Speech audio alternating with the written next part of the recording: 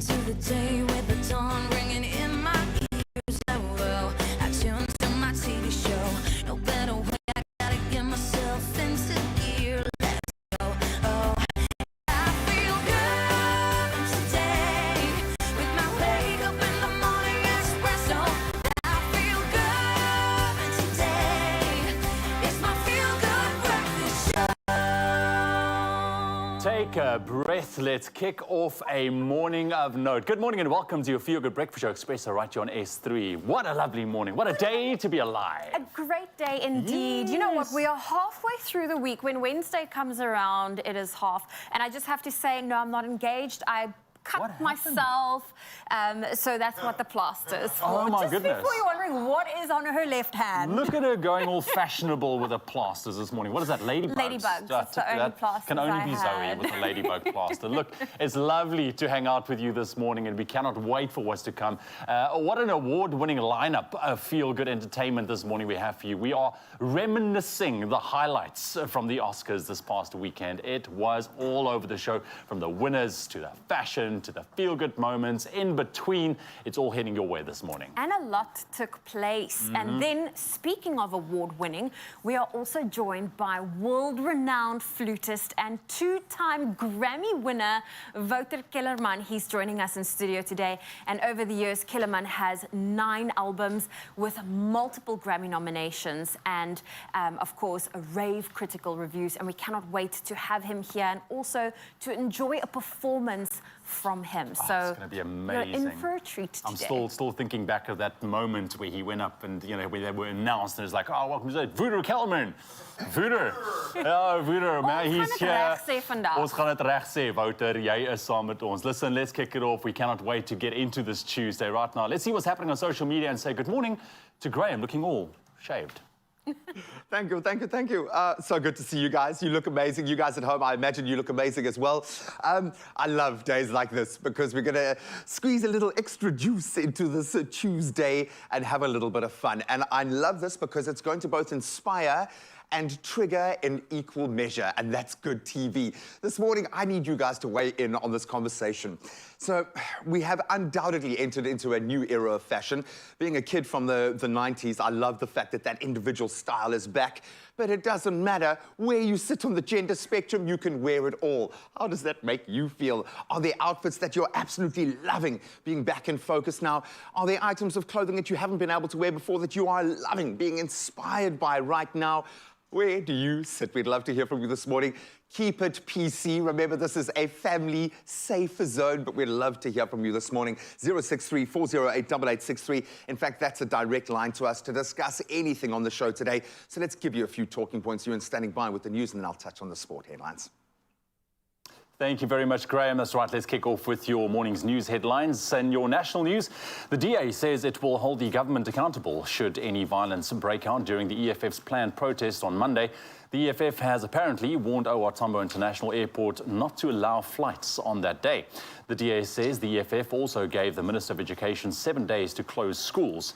The DA's National Security Advisor, Natasha Mazone, says the party's security group is working hard to ensure that the government security group fulfills the recommendations made after the riots in July 2021.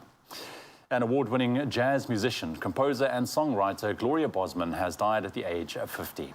Bosman was raised in Pimville, Soweto. The SA Music Rights Organization said it was deeply saddened by her passing and that in the little time she had been with the board, she fully supported their strategic direction. Multi-talented Bosman will be remembered for her versatile voice that could blend different genres such as jazz and gospel. Amongst her many awards are 2 SAMAs and 11 SAMA and 2 Cora nominations. The cause of her death is not yet known. Making international headlines this morning, volcanologists say they have observed a glow at the top of the Nyamuraliga volcano in the Eastern Democratic Republic of Congo. It's been caused by movement of lava at shallow depths towards the central crater of the volcano. Nyamuraliga's last major eruption was in 2011, the biggest in 100 years. It's located right in the middle of the Virunga National Park, home to endangered mountain gorillas. If an eruption occurs, the lava would flow towards the park, the Goma Volcano Observatory warned on Monday evening. And then from today, China will open its borders to foreign tourists for the first time in 3 years. This is the last restriction to be lifted after the outbreak of COVID-19. Regulations for areas in China where no visas were required before the pandemic will be reintroduced. This includes the popular tourist island of Hainan, which is a favorite destination for the Russians, and the Asian Games, which are also presented every 4 years, take place in Hangzhou in September after being postponed because of COVID-19. And then finally, as fashion takes much of our show's center stage this morning, the name of Max Alexander has to be mentioned. The aspiring American dressmaker is taking the internet by storm with some of his pieces already selling for more than 20,000 Rand each. Not bad for a 6-year-old. That's correct. He is only 6 years old. Now, Mom Sherry says one day when he was 4, Max came to her and proclaimed, "I am a dressmaker." So Mom bought him a mannequin and taught him how to sew. And at 5, he hosted his first fashion show in their garden. Now Max is a sought-after designer and has a healthy Instagram following of more than 1 million followers. He has since expanded his creations to include bags, scarves, swimwear, jackets, and more. Currently, he's working towards his second runway show.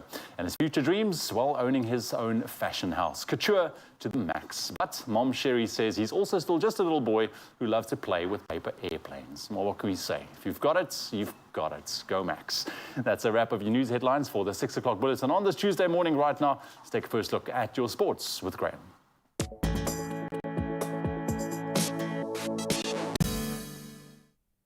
Thanks so much, Ewan. Let's dive right in. Lots of action to recount from yesterday. Mamelodi Sundowns have now extended their very impressive unbeaten run to 17 matches in the league. That's after thumping Royal AM 5-1. So the win sees Masandawana edge closer to retaining the league title. So they've now opened a 20-point lead at the top of the standings. Peter Shalolila netting a brace, while Cassius, Mailula and Motobo Mvala also got their names on the score sheet. And elsewhere, Cape Town City, they played a 2-all draw up against Marumo Gallants.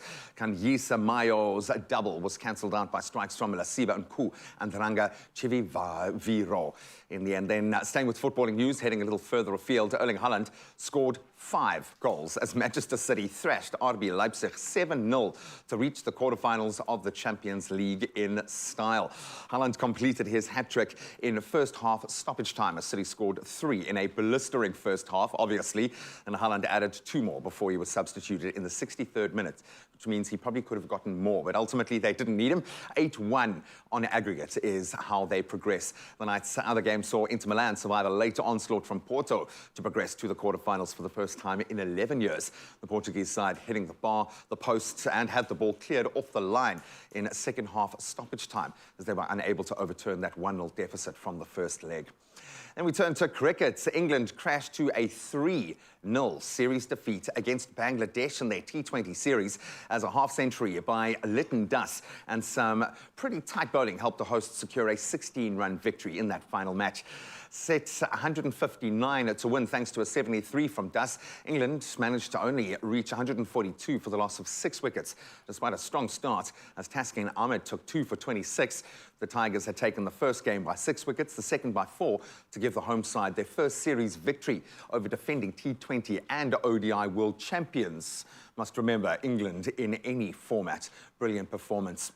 Then on to boxing. Saul Canelo Alvarez will defend his undisputed super middleweight title against England's John Ryder, and that's in May in Guadalajara in Mexico. So it'll be the first time in more than 11 years that Alvarez has fought at home since stopping Kermit Cintron in 5 rounds in Mexico City to retain his WO lightweight world title. The Mexican retained his undisputed crown for the second time by defeating Gennady Golovkin in their trilogy clash in Las Vegas last September. I think we'd like to see a 4th there as well. But all great news on the sporting front, and that's where we leave it for now. I don't think the weather report is going to be as positive, but the weatherman will get us there safely.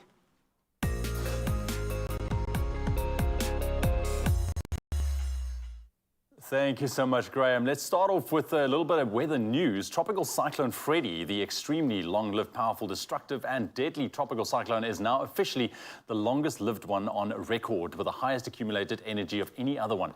And it is still lashing Malawi, where disaster management authorities say the country's death toll has risen to some 200. About 600 people were also injured and 37 are still missing. The government has declared a state of emergency in 10 southern districts. The cyclone hit Mozambique for the second time this weekend and led to several losses of life and large-scale damage in Malawi and Mozambique. Freddie will continue to bring strong winds and flooding rains to parts of Malawi today, with between 300 and 400 millimeter rain expected across the southern parts of the country. And right now, let's take a look at your morning pictures. Always love to see it. Very excited. Lucy De Silva. Good morning, Lucy. Captured a moment in Northcliffe. Yes, showing off magnificent rays of light beaming up from the sky. It looks fantastic. Thank you very much, Lucy. Then Samson, all the way out in Atlantis this morning, sent in a simple yet pretty view of the clear skies from his home. Thank you very much, and good morning to you as well. Mark, as well, morning to you. And George, showing off bold orange hues glowing up the horizon. It looks absolutely magnificent. And then last up, we had Ashwin. Good morning, Ashwin, also out in George, sharing a lovely view from his back garden, looking at the gentle tones whilst enjoying some chai tea. Now, that's the way to start your morning. Thank you very much for those pictures. Remember, keep sharing those morning pictures with us on 06340888863. Always love to see your parts and corners of South Africa. Now, your temperatures for this Tuesday morning have Polokwane starting off on 14, rising to a maximum of 28 degrees. Mbombela on 18, rising to a maximum of 29 degrees and a 70% chance of thunderstorms. Pretoria 15, 29, Johannesburg 14, 26. Mahikeng on 15, rising to a warmer 28 degrees. Klerksdorp on 14 and your maximum 29. Kimberley starting off on a cool 15, reaching a hot maximum of 32 degrees. Bloemfontein at 12, 30. Richards Bay 19 and a maximum of 30 as well. Pietermaritzburg 16 and your maximum 30. Durban 22, 29. Mthatha on 17, also rising to a maximum of 29. East London 20, 27. Cradock on 16 with your maximum at 28 degrees. Gqeberha on 18 and a mild maximum of 25 degrees. George 17, 21. Cape Town nice and windy this morning, starting off on a minimum of 18 and a maximum of 27 later on today. Worcester 18, 29. Sutherland on 15 this morning, rising to a maximum of 28 degrees. And then Uppington on 19, reaching a very hot 35 degrees. And that is a wrap for your weather for the 6 o'clock update. We'll have another one in an hour's time. Well, I heard Uppington's temperatures. Enjoy summer while it's there, but it seems the colder weather is definitely creeping in everywhere else. And with Woolies, winter fashion is getting hotter with stylish winter staples that will last you this season and beyond. So for today's look, I've got this chic all-black look. I've gone for a plain black t-shirt. It's perfect for layering, and then obviously also paired with the Ponte leggings that's available at Woolworths, along with their knee-high boots. But I need your help to elevate this look. So for today, we have option 1, which is this black faux suede. In fact, this is option 1. It is this black faux suede trench, and it is effortlessly chic. It just really is a great addition to elevate any look.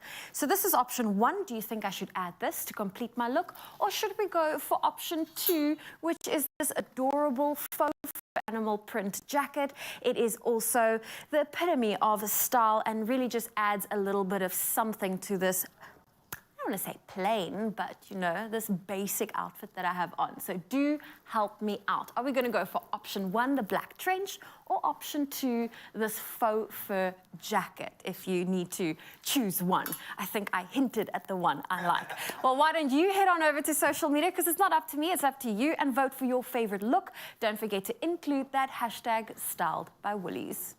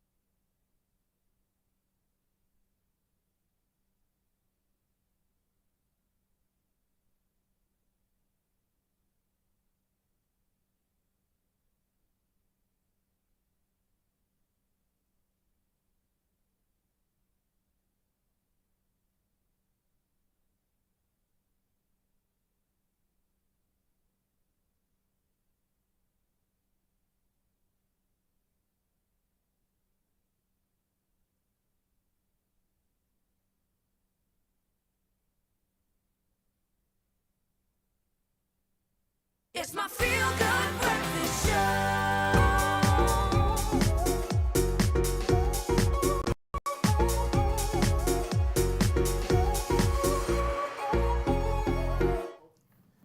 Good morning, South Africa. Yes, it's Wednesday, which means it's the culinary hotline bling. Ding, ding, ding! Oh my goodness, I'm so excited. Next week we are. Do you know it's International Ravioli Day next week? Really? Yes. Really? Yes.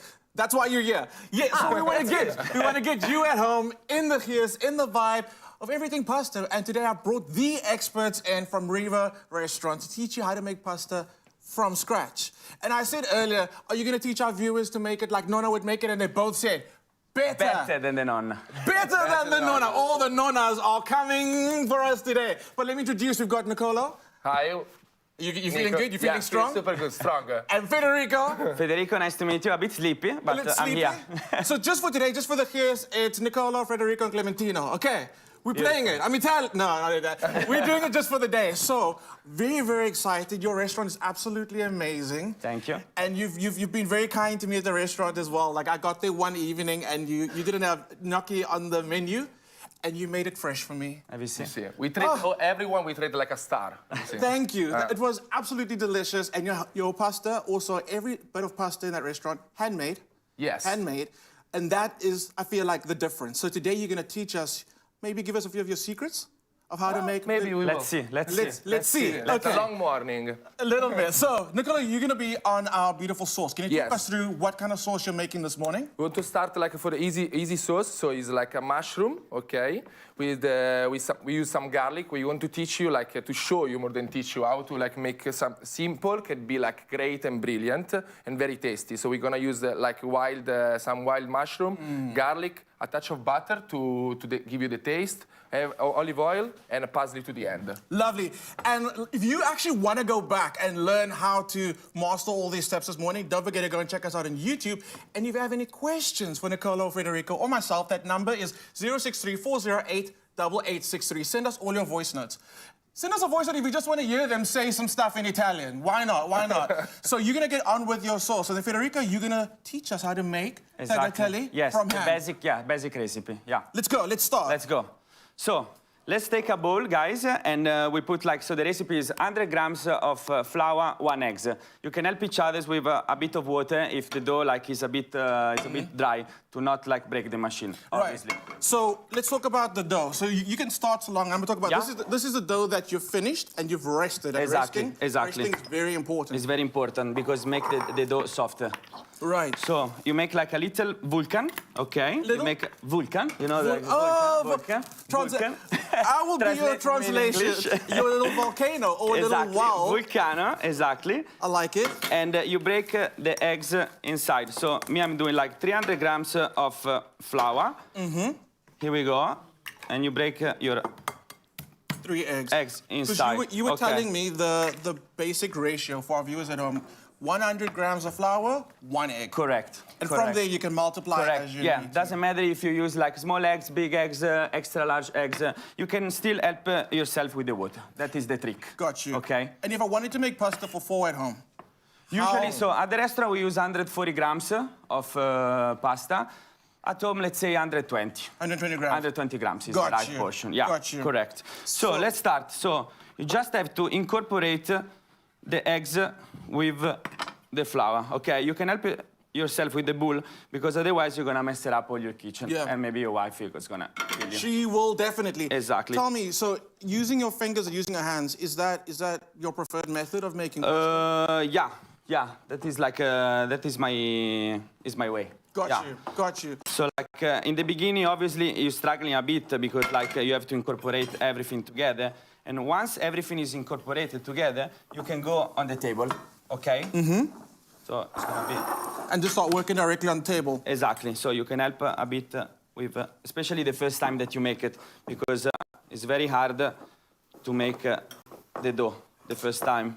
So we're using a pasta machine today Yes. to roll out our dough. If Yes. our viewers at home don't have a pasta machine, So, exactly, you can use the rolling pin. Okay. You're gonna struggle a bit more, but Right. you're gonna end up like with a beautiful product. Like And back in the days, you're like the gonna- nonnas. you're gonna end up with amazing triceps and a beautiful product. Exactly. You don't Okay. have to go to the gym. No. You just have to use the rolling pin. Okay, That's perfect. So I'm gonna skip ahead. So this is the Yes. dough that we've rested, and we've rested it for, would you say, how long?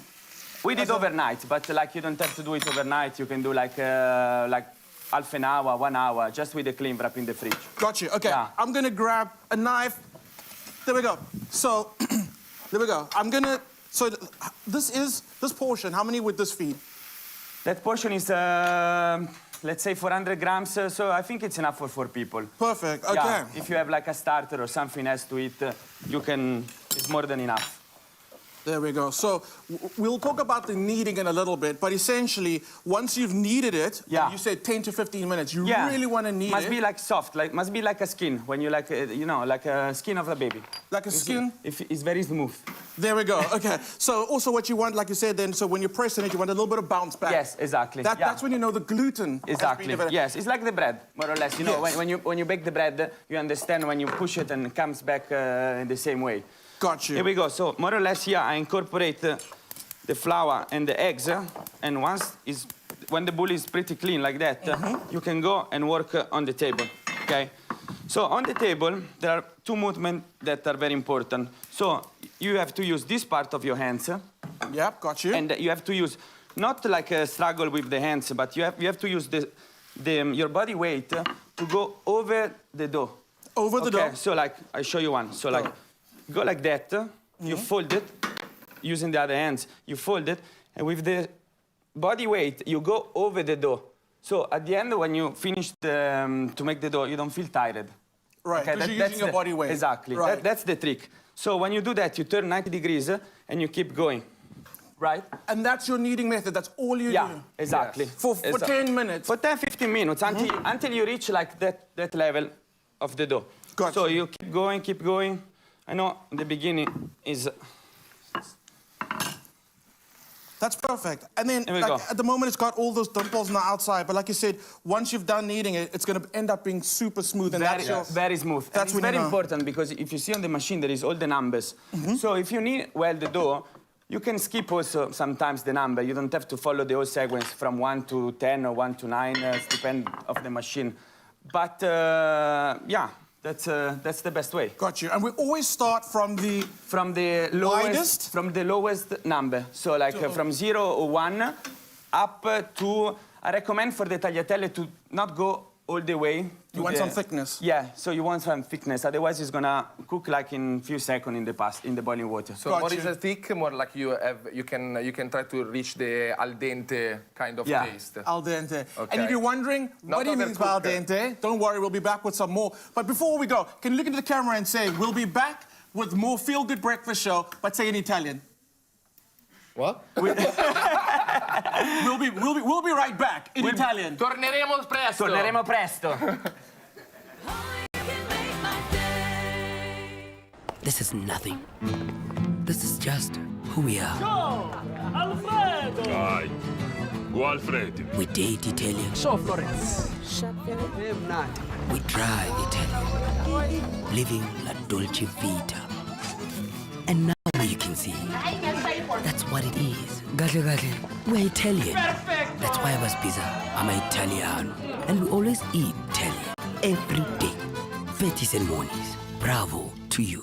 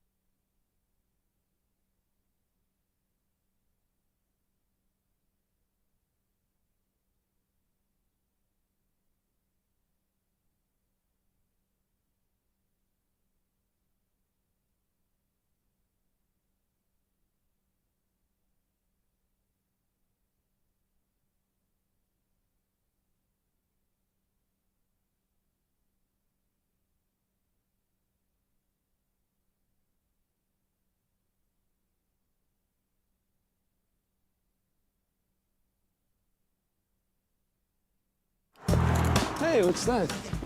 This is Octifex, a new accessible platform to trade Forex on global markets. Cool. What's the Forex? It's short for foreign exchange, trading currencies. Buy low, sell high.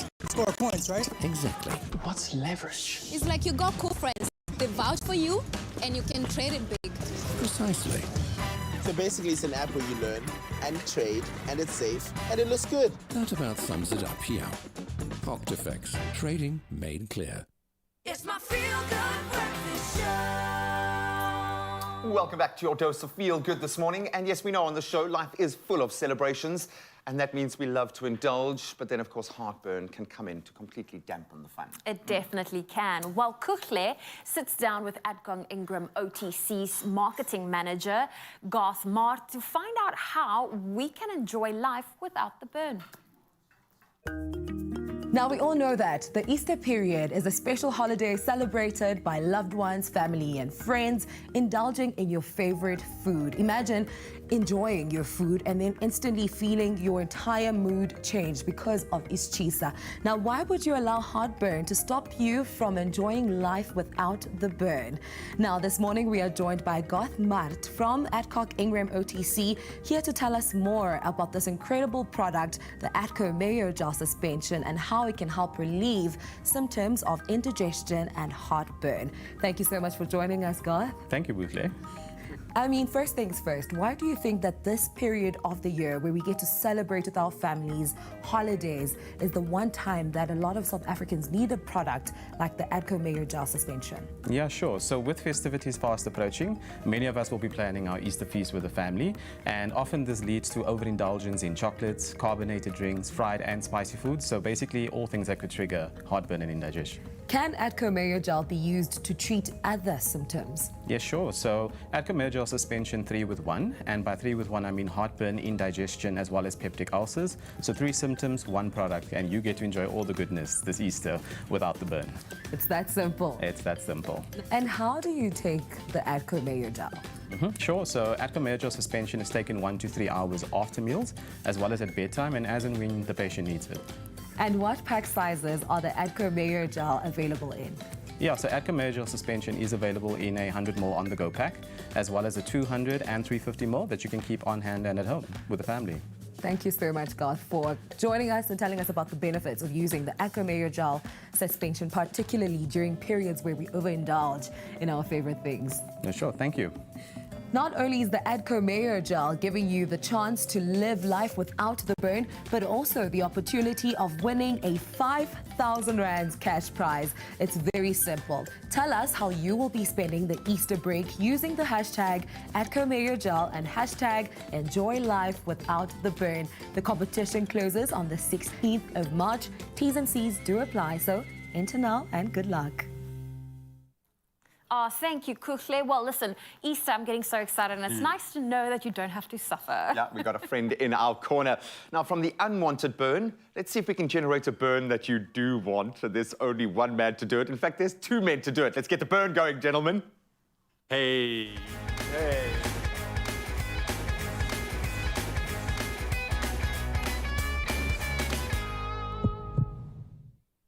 Ah, that is right. Now, listen, I'm excited for this one. Let's be honest. We're turning our attention to TikTok this morning. It's a platform with great inspiration when it comes to fitness trends and workouts. And lately, there's a fitness trend that's been going around called the Ab Challenge. And it looks something like this. There it is. There it is. Now, this morning, here to take us through this routine and explain the benefits of the exercises is fitness trainer Paul Jordan. Meneer, good morning. Good morning. How are you doing, sir? Welcome. Thank you Good very to be much. back. All right, so we know this TikTok, great platform. You can find so much on there, but now there's this ab challenge that everyone is jumping on the bandwagon with, and you're going to be taking us through it. That is correct. So there's 5 different movements that we're going to be doing. Okay. Of 20 repetitions each, and we're going to be targeting the entire abdominal section, upper, lower, and your oblique sections, doing these 5 exercises. Okay. All right. You're going to feel the burn, that's for sure. All right. So first one up. First one up is your 20 reps of your single leg V-sit. All right. So right, simple. hang on. Let me just fix my wiring here. Yeah, okay. Fix the wiring. All right, let's start left. So it's simple, straight arms. Adco Mayo Gel and hashtag Enjoy Life Without the Burn. T's and C's apply. Competition will be run by Cordova, but sponsored by Adco Mayo Gel.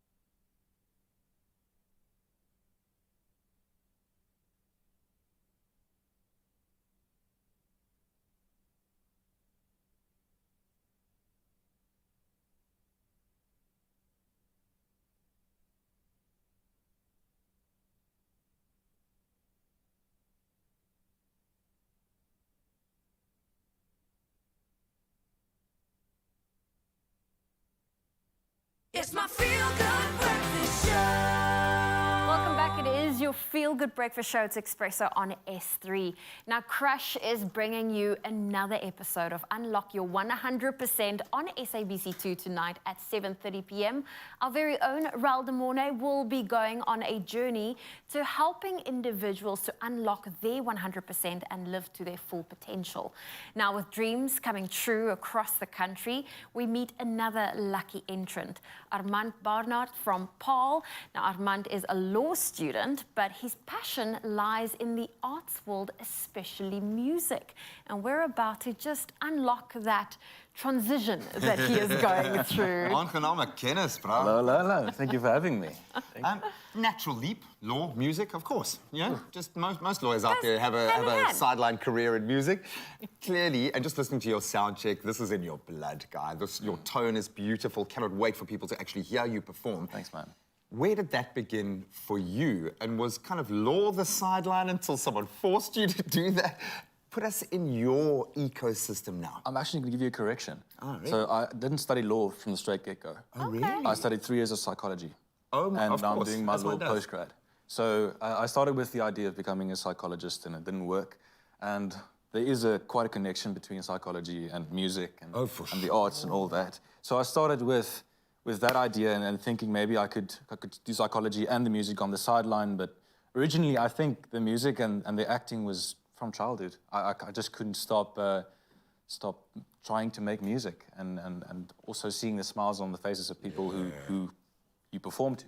Yeah. That's the one thing that absolutely just keeps me coming back. I love it. Do you think, and this is now me just purely asking, I think a lot of our parents or society always pushes this notion of, no, you need a solid career. There's no money in music. Is that perhaps why you've also gone into postgrad law, or was there a different pool for you? No, it's absolutely the truth. Unfortunately, to be able to pursue a passion, any art passion, you're going to need capital. Yeah. You're going to need money. Sure. And that's the hard truth about it. It's unfortunately, there is not a lot of money in the arts industry. And so you're going to be able to be a person, if you want to do arts and you want to be successful, obviously you're going to have to work hard at your art and be able to bring something. But you're also going to have to manage your money correctly. And you're also going to have something, a side hustle. A lot of actors told me about their side hustles. I know, for example, Edwin van der Walt has a Novi Guide program. I know a lot of Afrikaans actors that work in greeneries, stuff like that. Like, unfortunately, the arts industry isn't catered to you. You cater to the art industry. But this is the crazy thing, and I'm going to ask you to look at it through a different lens because you're on that journey right now. And I think because it's viewed in our line of work that you kind of win your career. Yeah. Out of the 100 people in the room, one of you is going to win a career. But you forget that there is an entire ecosystem building up to that point. There are guys producing, there are guys writing, there are guys collaborating, there are guys doing everything. Almost, we were joking about being professionally yourself. Yes. Now you can. Yes. And you've done the first major step. You've done it. You've been brave enough to back yourself, go all out, and now you are getting this energy around you. Are you believing in a different outcome? What does your future look like now? Where do you want to take this? I want to keep studying.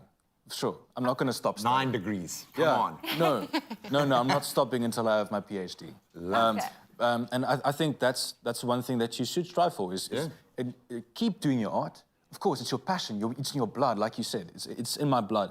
But don't stop qualifying yourself in other things. 100%. I like that. I absolutely love it. I'm actually so excited to see your episode of Unlocking Your 100%. What can we expect without giving too much away from tonight's episode? It was... I really am just totally blown out of the water with the people I worked with on that show. Brilliant. And the celebrities, well, celebrities. Yeah. But the mentorships that I got out of that show is absolutely fantastic.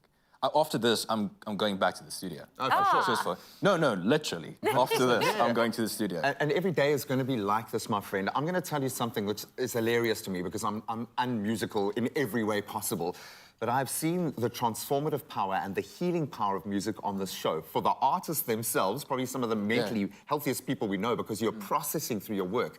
But you are going to be able to, in a psychological way, help so many people with your music, dude. So thank you so much. We cannot wait to bring you this man's tone this morning, just to set the right tone for today. And at home, of course, you have a chance to kickstart this process for yourself and win something along the way. You have a chance of winning a queen-size Edblow bed valued at 10,000 Rand to help you unlock those dreams, literally. And to enter, you must watch tonight's show on SABC2.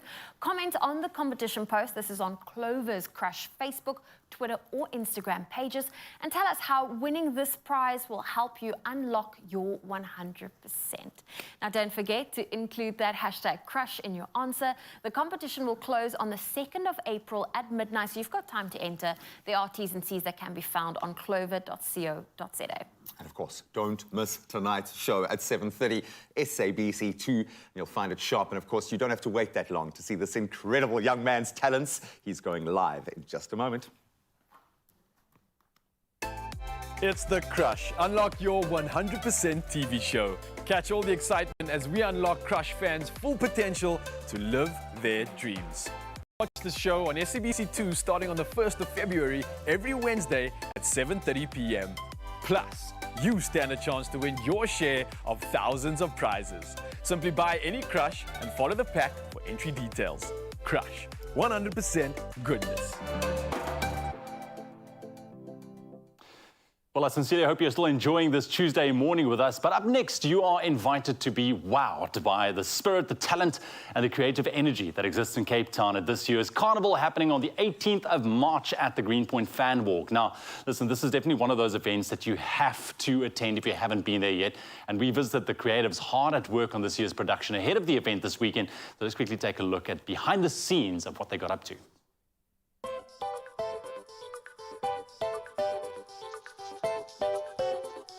So Afrenergy is our theme for this year, for Cape Town Carnival 2023. It came about when we as Cape Town Carnival believed that anything is possible if we can only imagine it. But everything starts with a dream. But in order for us to dream of the future of whatever we want to dream, we need to let go of all our worries, our problems, our frustration, and we just need to soar. We just need to let go and we just need to soar.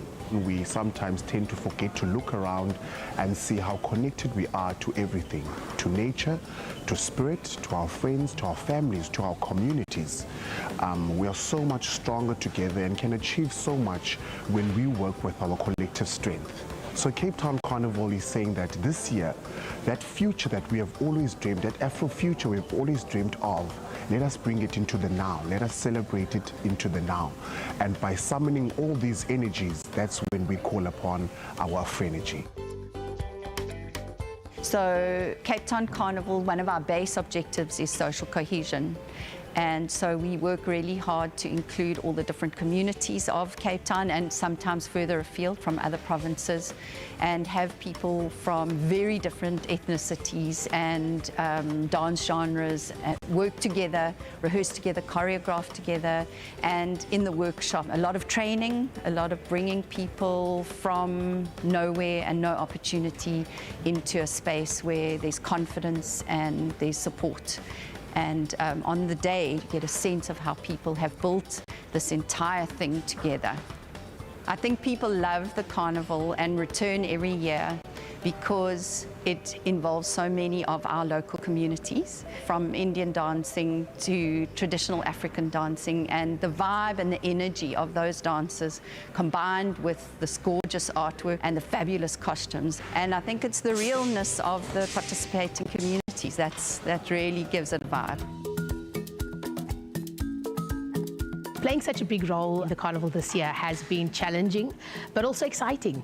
And to be able to see the vision that I had and for the potential of these performers come to life has been absolutely amazing. And just seeing so much life within these young people, seeing their hunger to perform, to entertain, has been beautiful. Working with the carnival group has been phenomenal. The experiences, the culture, the languages, the vibe, everybody's been fantastic. I'm so excited to perform. Dancing is my passion, so this is always a fantastic opportunity for me to express my art.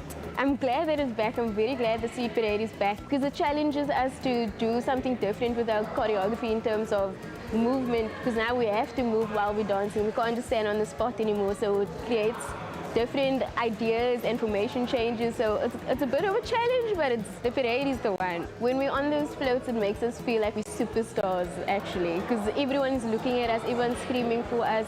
It's actually a beautiful experience. So to create what is going to be the Cape Town Carnival is very much a collaborative and co-creative process, and it happens with a range of diverse and different stakeholders. All of us sit together and take what we've asked each other in terms of what's burning in our hearts, turning that into ideas. Those ideas and concepts then become designs, which is what will it actually look like, how big will it be, and how are we going to make it come to life with color, light, and performance, all the while communicating with one another and making sure we're still sticking to our theme of Afrenergy. Are we telling the story of Afrenergy? Do we feel the emotion of Afrenergy running through us when we do what we do and we share our ideas with one another? And then lots of hard work by lots of diverse and talented people. From the costume department, I'm personally looking forward to seeing the talent of our staff in the costume department, you know, bringing all the work, all the costumes that we've created over the past few months coming to life, getting it onto every single performer. It's one thing for us to create a mushroom piece or a giraffe costume, but actually seeing it on a performer, bringing that costume to life. It's an absolute blessing, an absolute honor to be part of the Cape Town Carnival and this organization. And being a spectator for 4 carnivals in the past, I always used to think, watching the parade, you know, what goes into planning an event like this. And about 2 years ago, I got recruited into working for the organization, and it is an absolute blessing to be able to come to work and have the freedom with your creativity. What I'm looking forward to at this year's carnival is just seeing the next level, I believe, of performance within our groups, and seeing such an integration across culture, across genre, across age, and seeing these groups of 100 people performing together. I think it's going to be an absolute spectacular sight for people to actually behold. The Cape Town Carnival is a glorious celebration of community and creativity, and it happens every year on the 3rd Saturday of March. This year it's on the 18th of March. Lovely, huh? It looks like it's ramped up significantly. And when you see what goes into creating just every costume, never mind the floats, which are amazing, but it's when you're on the other side of that and you see what it does for the city, what it means for the people, just to be a part of something like that. Man. And it's a great event to be part of. I mean, I've been there and it's just a vibe. Super Cape Town comes exciting. alive. And I know these guys, like you rightly said, put in so much work. I mean, they start a year ahead almost with thinking about what they're going to be doing and creating these incredible features that you'll be able to see And on a the lot streets. of prep. A lot of prep goes into man, it. So if you're fantastic. driving down Greenpoint, Somerset Road, they're already putting up the stands for the viewers, for anyone that wants to be part of it to go and view. You can do that, and I believe it's free. Yep, 18th of March. Set the date in your calendar. Gryp your water bottle and go. It's going to be amazing.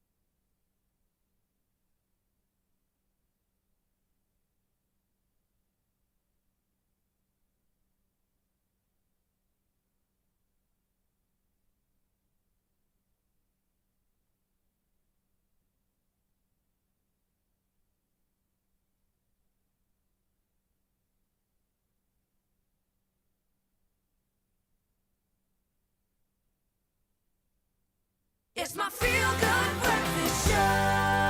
Welcome back. It is your Feel Good Breakfast Show, and tonight's episode of Crush Unlock Your 100%. You do not want to miss out on the guy that's unlocking his 100% right now in front of your eyes on your Feel Good Breakfast Show. Armand Barnard is here. He's about to perform, but of course, jy sing 'n liedjie Eerste Liefde. Is dit een van jou eie liedjies? Dit is een van my liedjies, ja. Waaroor gaan dit? Het gaan oor jou eerste liefde. Okay, lekker leuk. Soos die naam sê, jou eerste liefde. Hier is Armand Barnard.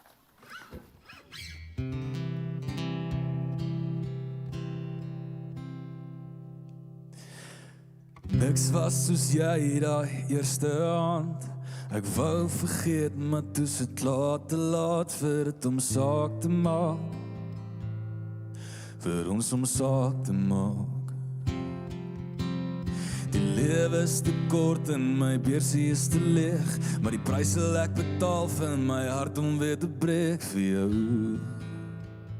Ek sal breek vir jou. Want ons het te veel besluite en te min tyd vir hulle. As jy my so soen, word ek net duiselig. En jy weet is feite, maar is net pynlik om jou so te sien. Want ek brand soos se eerste liefde nie.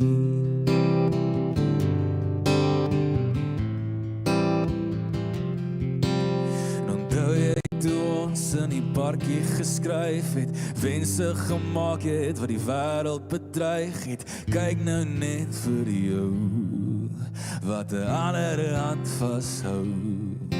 Was die lewe te kort en jou beursie te leeg? Is die prys wat jy betaal het te maklik om te gee vir jou? Ek gee nog om vir jou. Want ons het te veel besluite en te min tyd vir hulle. As jy my so soen, word ek net duiselig. En jy weet is feite, maar is net pynlik om jou so te sien. Niks brand soos se eerste liefde nie. Jy weet, niks brand soos se eerste liefde nie.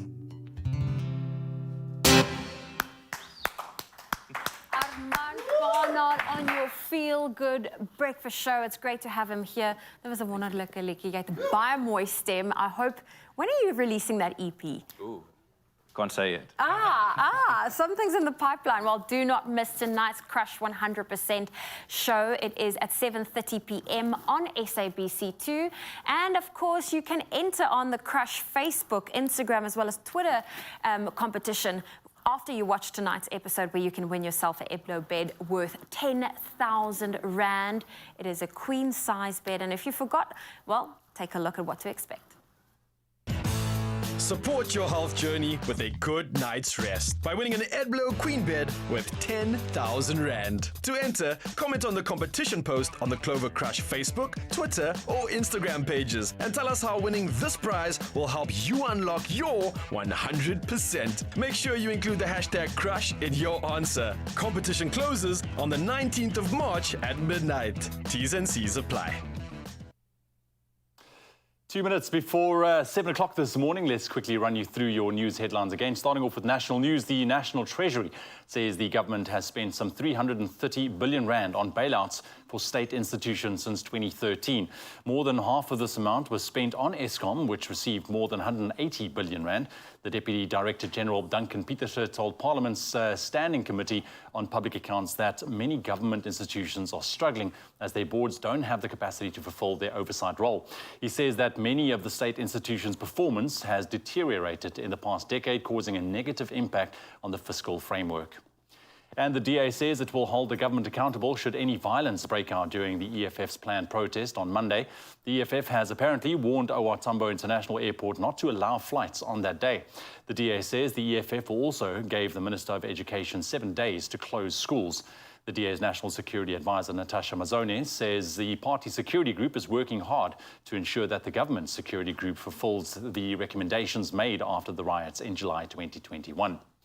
Then making international news headlines this morning, Russian authorities say an agreement that allows Ukraine to export grain through ports in the Black Sea has been extended by 60 days. Russia and Ukraine signed the UN-backed deal in Turkey in July last year. In terms of this agreement, millions of tons of grain were exported from Ukrainian ports. However, according to Russia, the agreement was only extended for half of the original 120-day renewal term. Meanwhile, the UN has indicated it will do everything in its power to ensure that the integrity of the agreement is maintained. And then volcanologists say that they have observed a glow at the top of the Nyamulagira volcano in the Eastern Democratic Republic of Congo. It's been caused by movement of lava at shallow depths towards the central crater of the volcano. Nyamulagira's last major eruption was in 2011, the biggest in 100 years.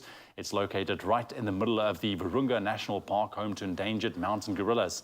If an eruption occurs, the lava would flow towards the park, the Goma Volcano Observatory warned on Monday evening.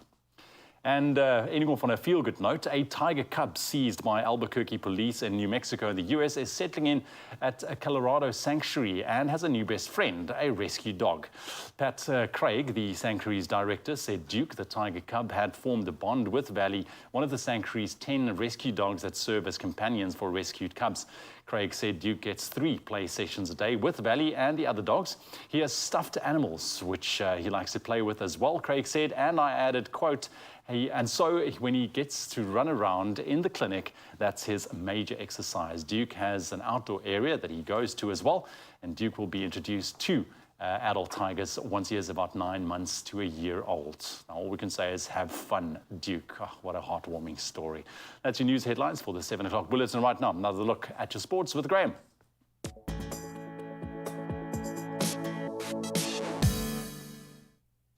Thanks, Ewan. Let's start with goals, and goals are plenty here in South Africa. To kick us off, Mamelodi Sundowns extending their impressive unbeaten run to 17 matches in the league now as they thumped Royal AM 5-1. That win sees Masandawana now edge closer to retaining that league title, opening up a 20-point gap at the top of the standings. Man of the moment, I say his name pretty much every day. Peter Shalulile netting a brace, while Cassius Mailula and Motobo Mvala also getting the names on the score sheet. And elsewhere, Cape Town City, they played out to a 2-2 draw against Marumo Gallants. Kanyisa Mayo's double cancelled out by strikes from Lasiba Nku and Ranga Chivaviro. And goals are plenty as we head further afield to Europe, and Erling Haaland netting most of them. He scored 5 goals, in fact, as Man City thrashed RB Leipzig 7-0 to reach the quarterfinals of the Champions League. So Haaland completed his hat-trick in the first half stoppage time, and City scored 3 in a blistering first half. Haaland then added 2 more before he was substituted in the 63rd minute, so he probably could have gotten more, but City didn't really need him. They went on to win 8-1 on aggregate to progress to the next round. Then in the night's other fixture, Inter Milan survived a later onslaught from Porto to progress to the quarterfinals for the first time in 11 years. The Portuguese side hit the bar, they hit the post, they had the ball cleared off the line in second half stoppage time, but just were unable to overturn that 1-0 deficit from the first leg. Then on to cricket, history-making for Bangladesh. England crashed to a 3-0 series defeat against Bangladesh in their 2020 series as a half-century by Lytton Das and some very tight bowling helped the hosts secure a 16-run victory in that final and third counter. So set 159 for the win thanks to a 73 from Das. England managed only 142 for the loss of 6 wickets despite a strong start, but that's as Taskin Ahmed led the charge with 2 for 26. Really tight bowling. And the Tigers, perhaps inspired by Ewan Story, had taken that first game by 6 wickets and second by 4 wickets to give their home side their first ever series victory over the defending, it must be said, T20 and ODI World Cup champions. And that's in any format, so well done, Bangladesh. Then we are loving the sound of this one. Let's focus on boxing. Saul Canelo Alvarez will defend his undisputed super middleweight title against England's John Ryder, and that's in May in Guadalajara in Mexico. So it'll be the first time in more than 11 years that Alvarez has fought at home since stopping Kermit Cintron rather, in 5 rounds back in Mexico City to retain his WBO lightweight world title. The Mexican, of course, retained his undisputed crown for the second time by defeating Gennady Golovkin in the trilogy clash in Las Vegas in last September. Great to see him back out there. But that's where we leave our sport for this hour. Rhodes should be waking up by now. Let's get the latest from Ewan.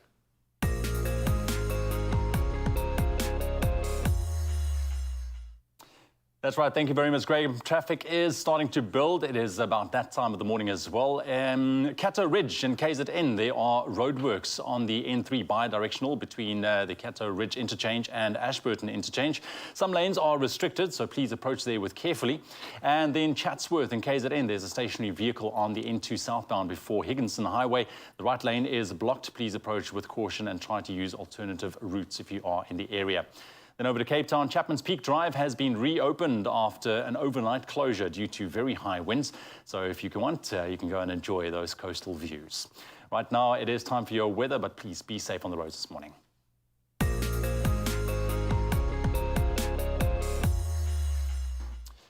Before we get into your temperatures, this morning we bring you a less pleasant environmental story from the City of Light, which is rapidly losing its luster with piles of rubbish mushrooming in the streets.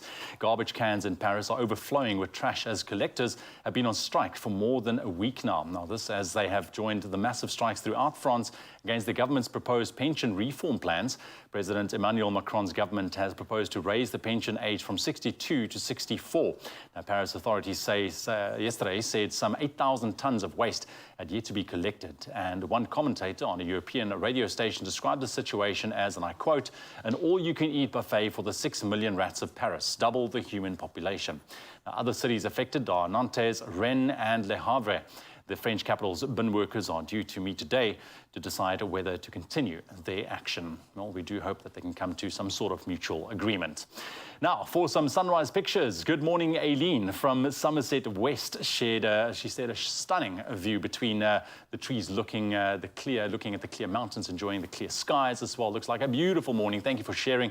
Ian, good morning in Durban, snapped a picture-perfect shot staring at the pink swirls in the sky, looking at the waves. Man, look at that. What a way to wake up. And then sticking to KZN, Joe and Amanzantoti walked on the beach and shared a very soothing view, looking out at the sea, enjoying the calm sound of the waves rolling up, just what the soul needs. And then last up, Khonse, good morning from Pretoria, showcased this incredibly peachy sunrise with the silhouettes of leaves. Look at that. Thank you very much for sharing. It means a lot, and it's lovely to see your parts of the world. You can continue sharing your picture with us this morning on our WhatsApp line 063 40 888 63. Now, for your temperatures, Polokwane starting on 14 degrees minimum, reaching a maximum of 28. Mbombela on 18, reaching a nice and warm 29 degrees. Pretoria 15, 29. Johannesburg 14 and a high of 26. Mahikeng 15, 28. Klerksdorp, good morning, 14 degrees minimum, reaching a high of 29 degrees. Kimberley on 15 this morning, nice and cool, but warming up to a hot 32. Bloemfontein 12, 30. Richards Bay on 19, reaching a high of 30. Pietermaritzburg 16 and a high of 30. Durban starting off on 22 and a maximum of 29 degrees. Mthatha 17, 29. East London and 20 degrees minimum, warming up to 27 degrees. Cradock 16, 28. Gqeberha on 18 and a mild maximum of 25. George 17, 21. Cape Town 18, 27. Worcester this morning on 18 and a maximum of 29. Sutherland 15, 28. And Uppington starting off on 19, warming up to a very hot 35 degrees. And that's a wrap of your weather and traffic for the 7 o'clock bulletin. We'll be back with the last update just after 8.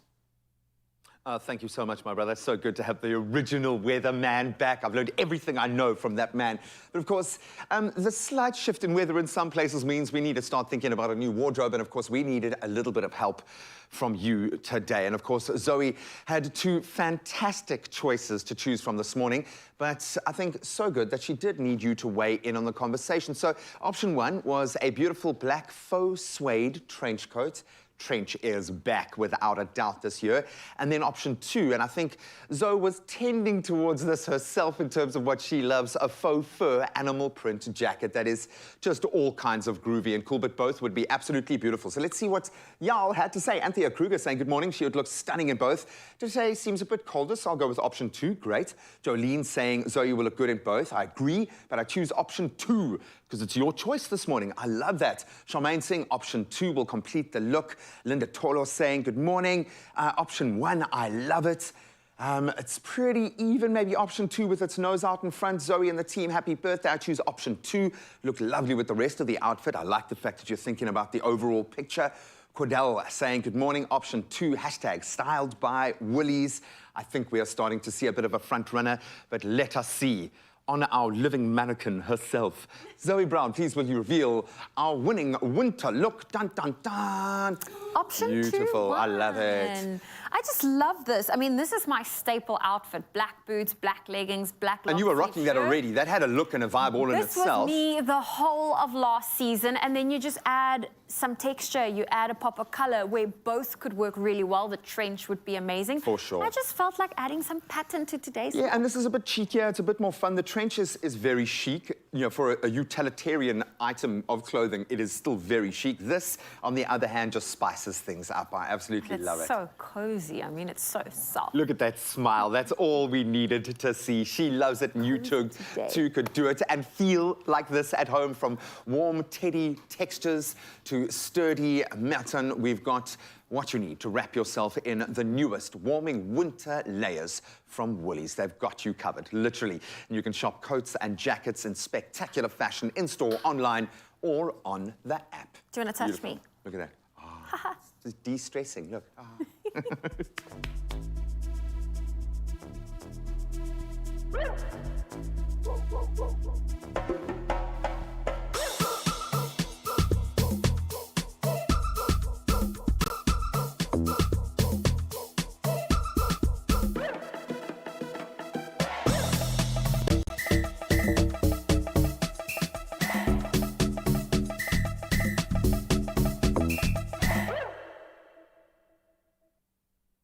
Zoe, can I just say, I think the public really sorted you out. Smashing choice. Thank you very much for getting involved. But you know what? I haven't had a moment with Armanti yet. He's here. Hy het so lekker vir ons gesing, daai stem. Man, dude, cheers on your future successes. I think you're going to do some great things, and I think the Afrikaans music landscape is going to love you. Are you excited? I'm so excited. Thank you so much. That's a pleasure, I man. appreciate it. Did you enjoy your workout? I did. I had a bit of a stomach cramp there, but, you know, warm up before you do any workout. But listen, it's been a great journey. Clover Crush, unlock your 100%. Man, it's going to be amazing. And you're going to be on tonight. Yeah, and I just want to take this moment to thank Crush for everything they've done for me. It's absolutely... it's an amazing drink, but also just the show and everything they've done for me is absolutely amazing and fantastic. Man, I can feel. Thank you. Cheers on that. Listen, I'm going to take that because I need just a couple of bars there. Come, just a couple of strings. Wait for it. Yes, man. Soon. Lovely. This is like a cowboy.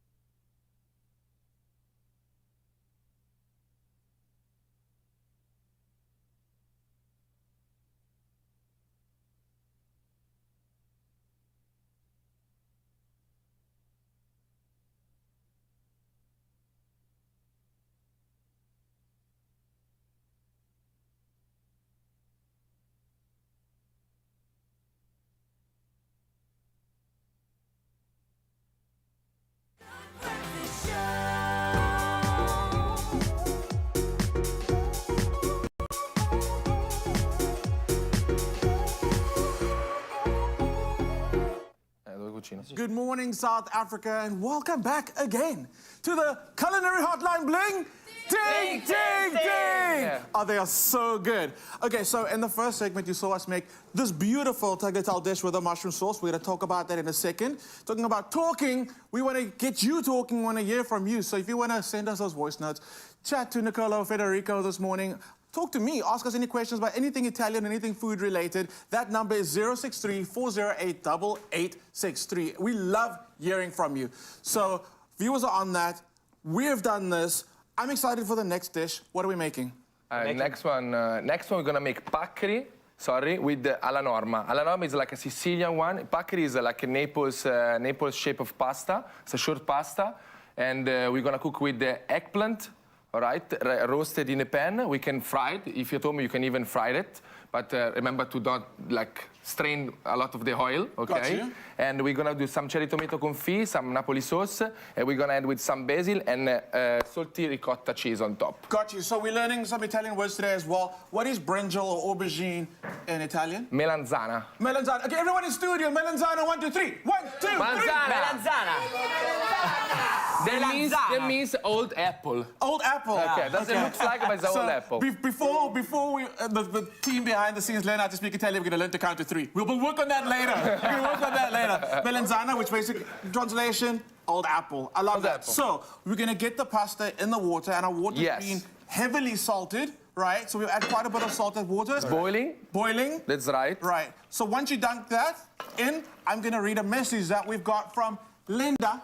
Good morning, Linda. Linda says, I love making my own pasta. I always use 00 flour.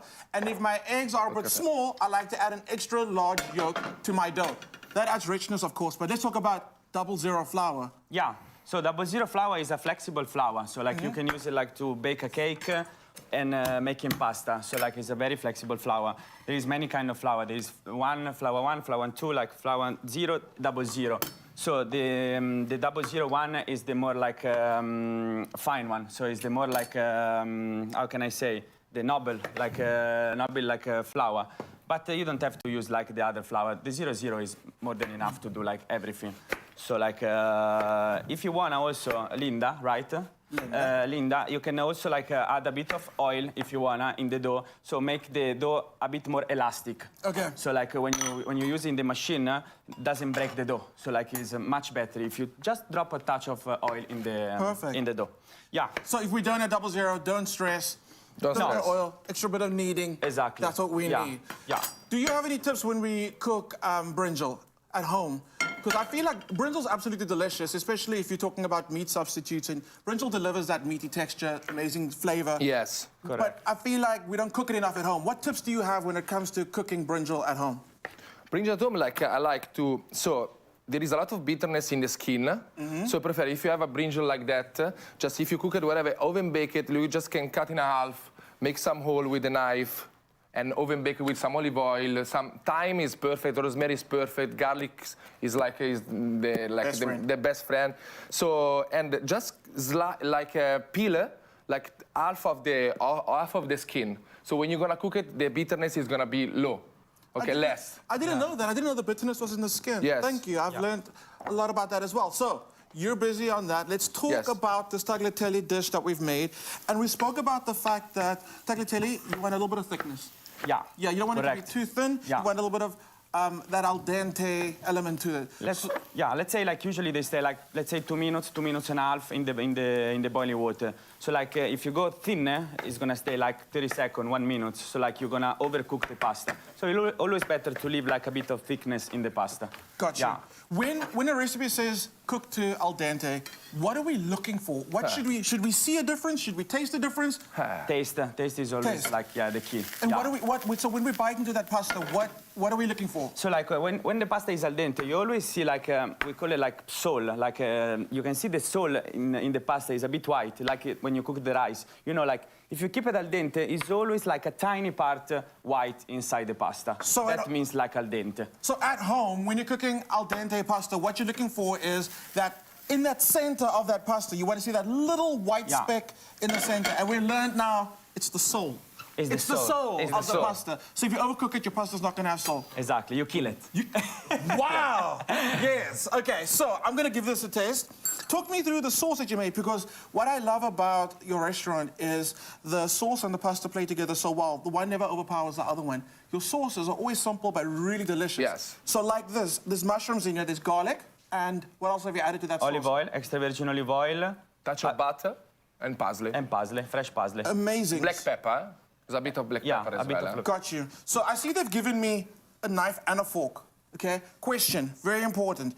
I always do the twirling method, twirl around the fork. I like that. Yes. So when you see people doing this at the restaurant... Run away. You run away? Yeah, run away. So at home, you don't cut your pasta. You're hurting people. You're hurting their feelings. So the method purely is just... Exactly. There we go. Yes. You cannot break the sole and cut the pasta. Come on. Don't break the soul. We must write on the menu, like don't break the soul of the pasta. Delicious? Yes. It is so good. Nice. Oh, that's good. Can't talk in my mouth full. What went into the pan right now? Like we got aubergine. Okay. So it's going with garlic. Garlic. We leave it like that so we can easily take it out. Okay. So just give the taste. Now this is confit. You're perfuming with the garlic. Perfuming, which yes. is different. We normally add the garlic in, which I mean is cool, but I like the fact that you're perfuming, so you get like the subtle flavor of the garlic in the background. Brinjal's gone in, and then tomatoes. Tomato, this is tomato confit. It's like a cherry tomato cut by half, seasoned by some icing sugar, salt, olive oil, zest of orange, and you oven bake it under 100 degrees. So it's like 90 for 2 hours. You can make at home. You have your sweetness of the. Of course, you have to always try to take it out from the ingredient, the bitterness. Right. Okay, so we try to keep the perfume and the sweetness. So like that, with icing sugar, slow cook, 90 degrees for 2 hours in your oven at home. Perfect. Love. You can use it. And now we got some, how you call it, Napoli sauce. This is that peeled tomato Italian sauce. Chop an onion, just put your can on, just leave it cook slowly at home.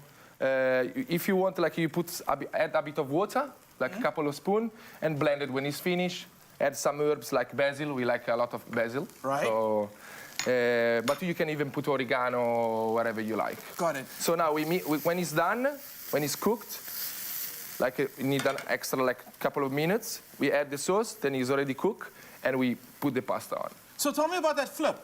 How did you do that flip? Skills. Guys, skills. So if I brought someone into the kitchen now, I'm thinking can do it again, guys. maybe just JP Sebastian, if he's nearby, if he can come into the kitchen, could you maybe teach him how to do that flip? Teach... JP Sebastian, come in. Come into the kitchen. JP Sebastian, in the kitchen with us.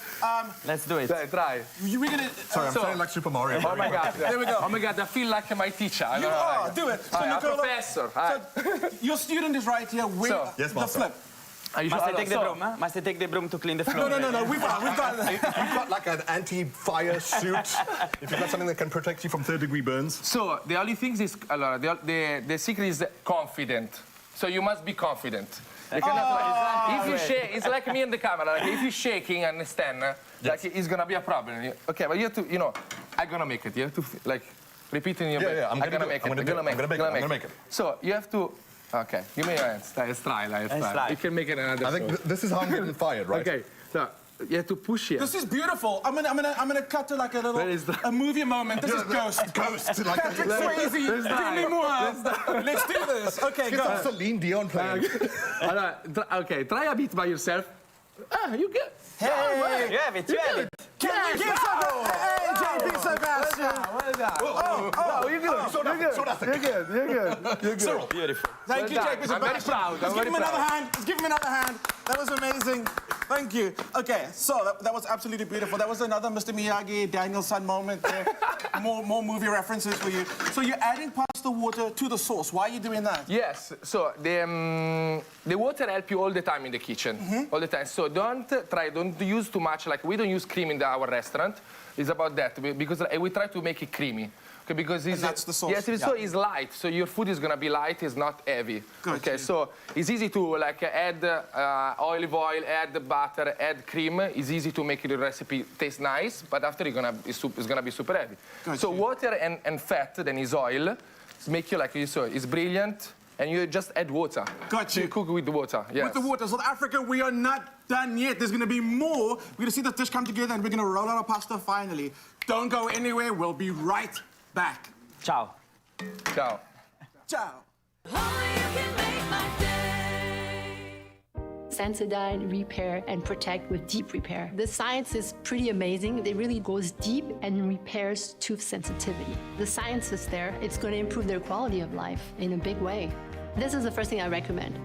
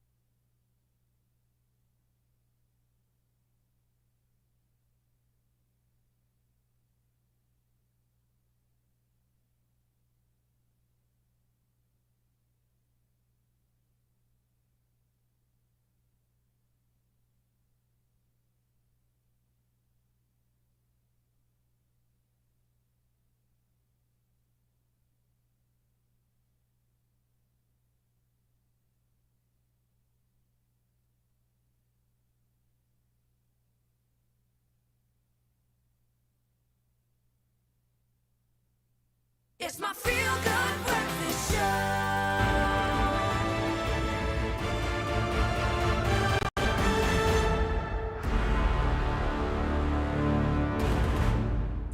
love that satisfied look on his face. Why? Because he's got what he needs. And that is some amazing news in the world of film. Why? Because it was the Oscars. Yeah. It's big. Who would have thought? Yeah, buddy, it feels like there's been quite a journey to get to these Oscars, and it hasn't just been about the films, which is a good thing, surely. No, the Oscars right now, it sort of like feels like breathing out during the pandemic. Yeah, that's a perfect analogy. I absolutely, this is why everyone you interview absolutely loves you, dude. You can just capture it. I dig it. So capture the moment for us. And what were some of the big milestones? What I want to capture really is the significance of, not just the significance of the win, but why the win is significant. For sure. I'll tell you what, I want to talk about sort of 3 small talking points first, and then we get into the best supporting actors and actresses. Ooh, yeah, okay. The first thing that is significant for me is good job to India for RRR, which... Have you watched it, Graham? I have not. Okay, I might be one Go of to Home Affairs, add three more R's to your name after you watch it. It's incredible. So Natu Natu, the song, won Best Original Song, which is kind of strange when you think about it, that like 30% of Bollywood movies is communicated in song and dance. For sure. And it's the first Indian song to win Best Original Song. Wow. It's a category that I've always been skeptical of. I feel like record labels probably buy it for their next artist or whatever. But Natu Natu deserved it. I want to learn the dance. Also, The Elephant Whisperers, which was documentary short, was an Indian production and the first Indian production to take home an Oscar. So congratulations to that country for those 2. Absolutely beautiful. I'm not forgetting the fact that you just, under your breath, said, I want to learn the dance. Okay, so we're going to remember that. We're going to remember if I can do the pan thing, I can do the leg thing. Absolutely love it.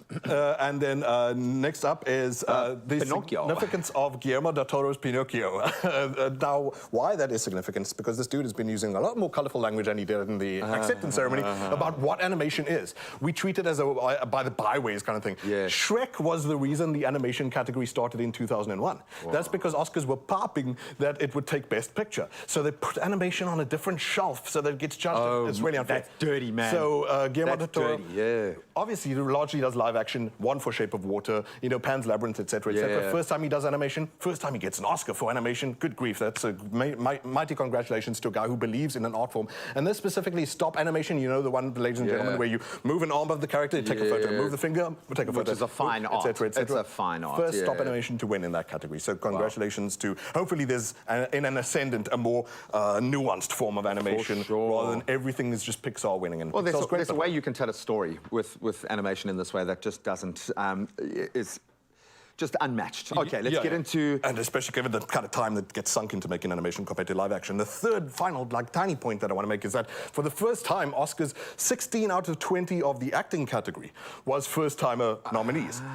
Which, again, a breath of fresh air. Look at some of these names. It's not an honorary award for 5 films that you did 2 decades ago. It's a shame. There's some people who have, like, you know, I'll speak about him a bit later, but, you know, there's a guy who got 50 nominations across his career. And the year, however, 16 first-timers. And every winner, in fact, was a first-timer. Let's talk about the winners, though. Okay, let's get into the meat, my friend. So, for Best Supporting Actress, we all know by now it went to Jamie Lee Curtis. And she's a first-timer.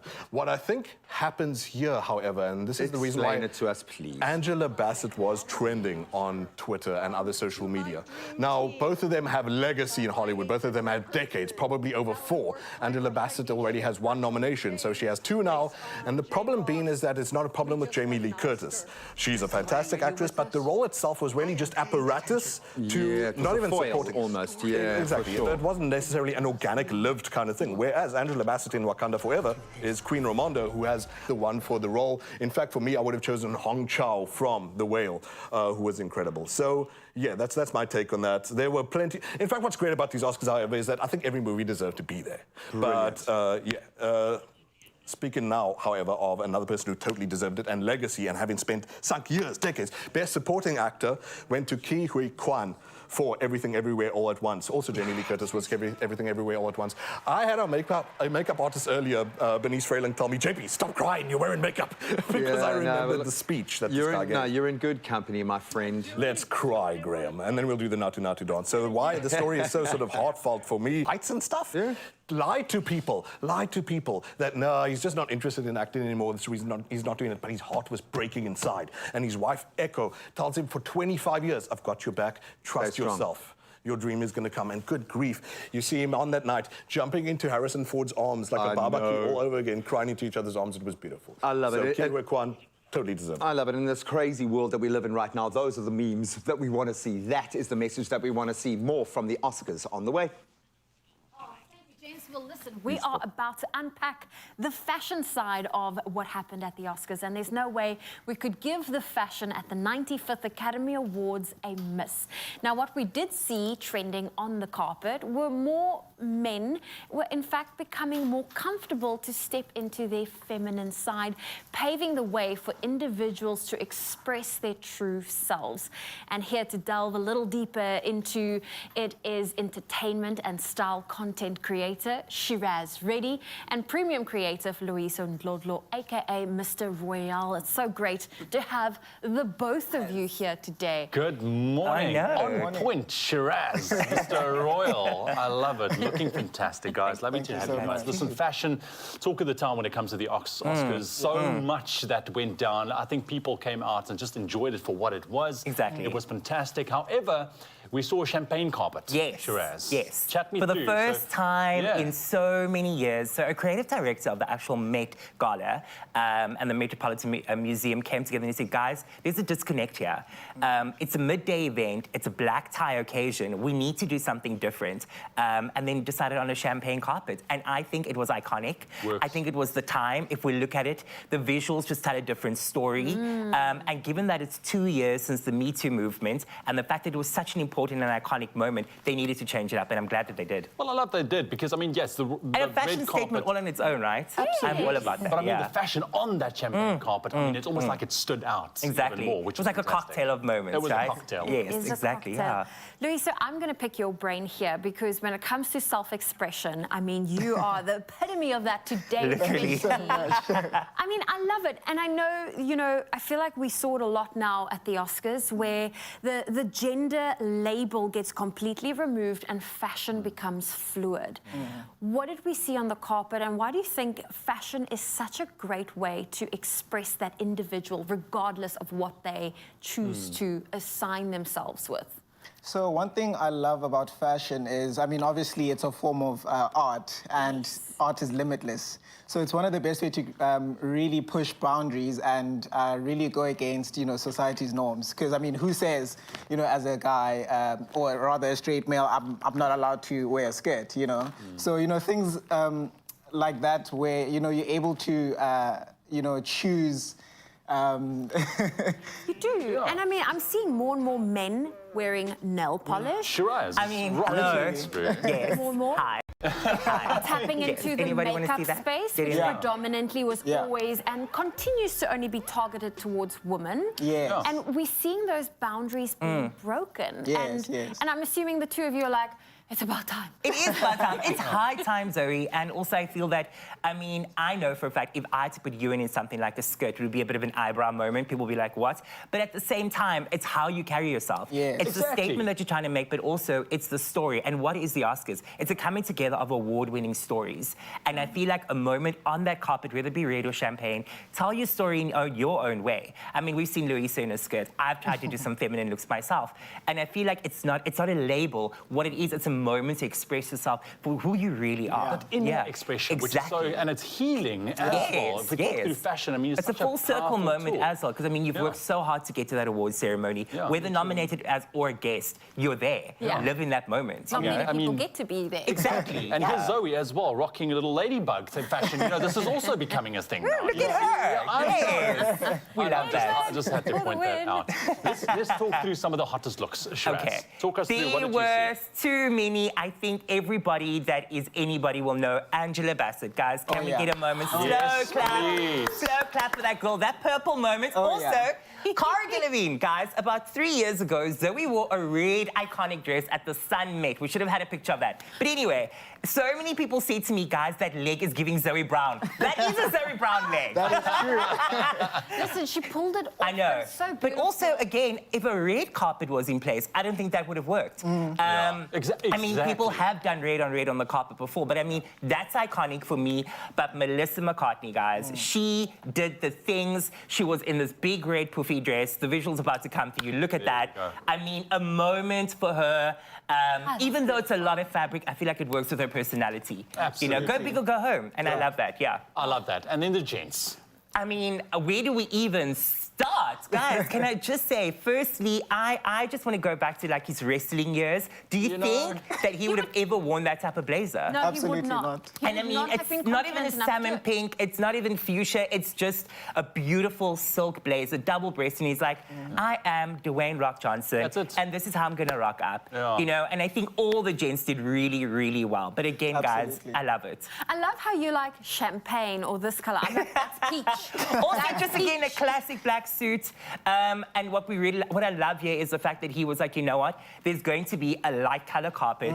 I may or may not be able to pull this off, but I'm going to do white on white. It's not often a big deal for me, but I love this moment. I think it's iconic and a species personality. And what an iconic performer as well. So, an iconic look. Yeah, no, they turned up in a big way, that is for sure. Now, Vanity Fair hosted an Oscar party, and photographer Mark Seliger captured breathtaking pictures of some of the winners for the evening. Let's quickly take a look at some of those winners. Okay. And here we have, oh man, this Brendan guy. Fraser. This guy. Award, and he won award for the best actor in The Whale. I mean, and he then- went through a whole transformation for it. Exactly. Yeah. Also, another iconic moment here. I mean, look, you can't really see her look, but it's so beautiful, it's so regal, and it speaks to her personality. Michelle and- Yeoh, yeah. Exactly, and the fact that Michelle won this award is also just such an iconic moment. So a look that comes together like this is really stunning. And I mean, look at that long, flowy hair. It's again a Zoe Brown curl. Zoe, you inspired a lot of them this year, hey? Yes. I think You should be there. inspired from them. But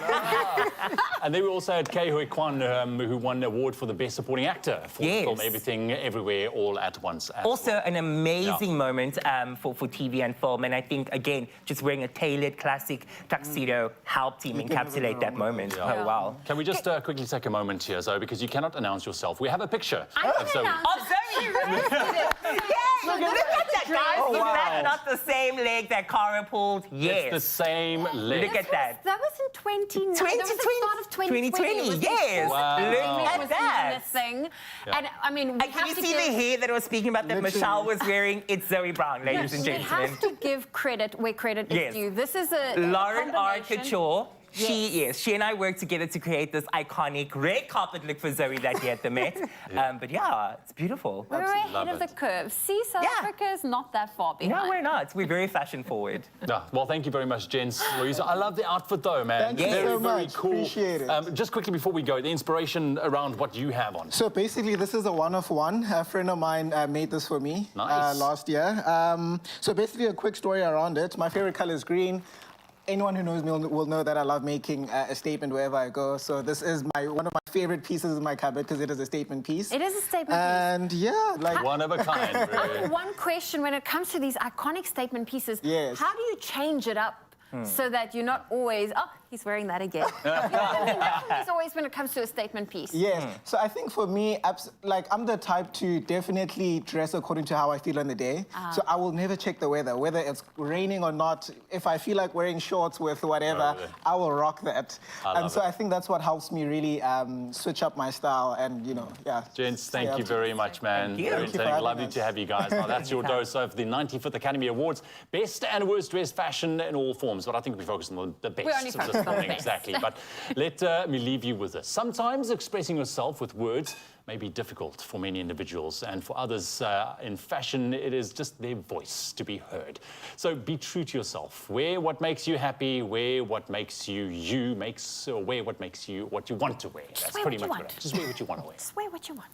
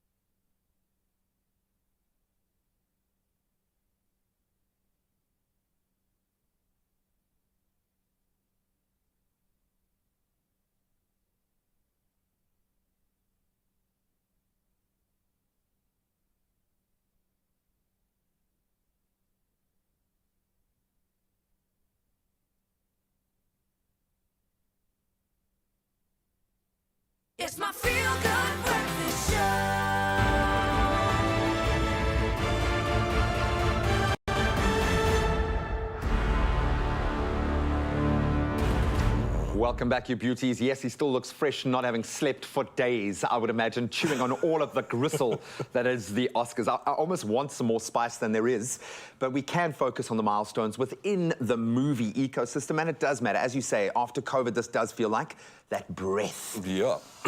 So continue to breathe out, my friend. Can we get into a few more milestones that have made this momentous before we get into the next breathing award? for a while as well, because if you think about how, like, you know, these poor people, creative people behind camera, front of camera, they're panicking for 4 months for Oscar season. It just doesn't go away overnight. Yeah. Now the conversation continues, and especially about the social, the political, etc., etc. So real quick, I want to get into another demographic that, you know, maybe gets annoyed a bit of a, but the geriatrics, the old guys, the stalwarts. The seniors. And, who I was really impressed by. These are all Fabelmans people. By the way, the Fabelmans took home nothing. All only nominations. But this is why I was saying earlier, is like every choice at the Oscars seemed like it wasn't a bad choice. There was no Green Book, for example, which is a bad movie. Judd Hirsch is the guy who most people will recognize for Independence Day, Jeff Goldblum's dad. But what his little milestone is here, yes. The last nomination he had was 42 years ago. Where you been, guy? What took you so long? The comeback kid. So now is, if I understand this correctly, I think the oldest nominated actor, 88 years old. Nah, that can't be right. But anyway, look at the milestone there is the gap between the first and second nomination. I'm here for that. And by the way, actually stole the show in The Fabelmans. When you do watch that movie, you're going to be like, dude, Opa's got it going on. He's like such a force. Dynamic. Even at his age. Beautiful. Another collaborator on The Fabelmans then is John Williams. I don't need to tell you, John Williams is Star Wars, etc., the sound of our youth. And this is the gentleman who, like I said, over 50 nominations, 53 in his career. Good grief.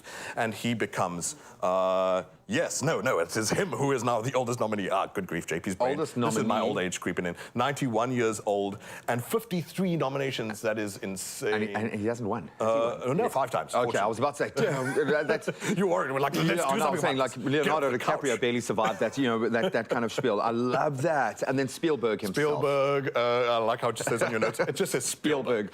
So this is an amazing thing that's happened here. Is the first person to be nominated in 6 decades. Across 6 decades. Every decade that has existed since Hollywood. Okay, which is not true, of course. But every decade of the past 6, he has been nominated. That's incredible. And obviously took it away nothing for the Fabelmans. But now he is at least on par for directing nominations with Marty Scorsese. Oh, nice. Both 9. And I think it's in all... Jeez, this dude has had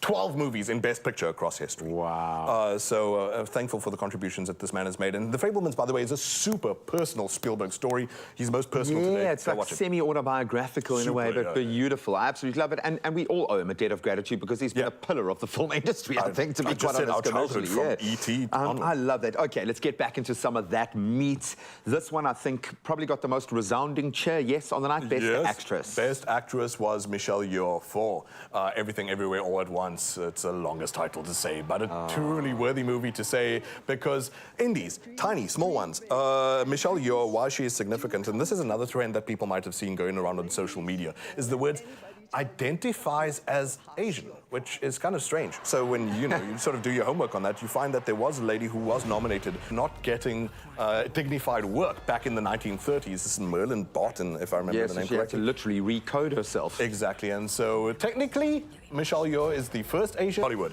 All those things, however, are just barometers of the industry at I know. Everything Everywhere is Sorry, you know that I have to stop thinking after the Vienna Fingers. That's just it. But we love it, and she is phenomenal, and her power, her strength as a kung fu Crouching practitioner. Tiger, yeah. Come on, she should have gotten an Oscar a long time ago.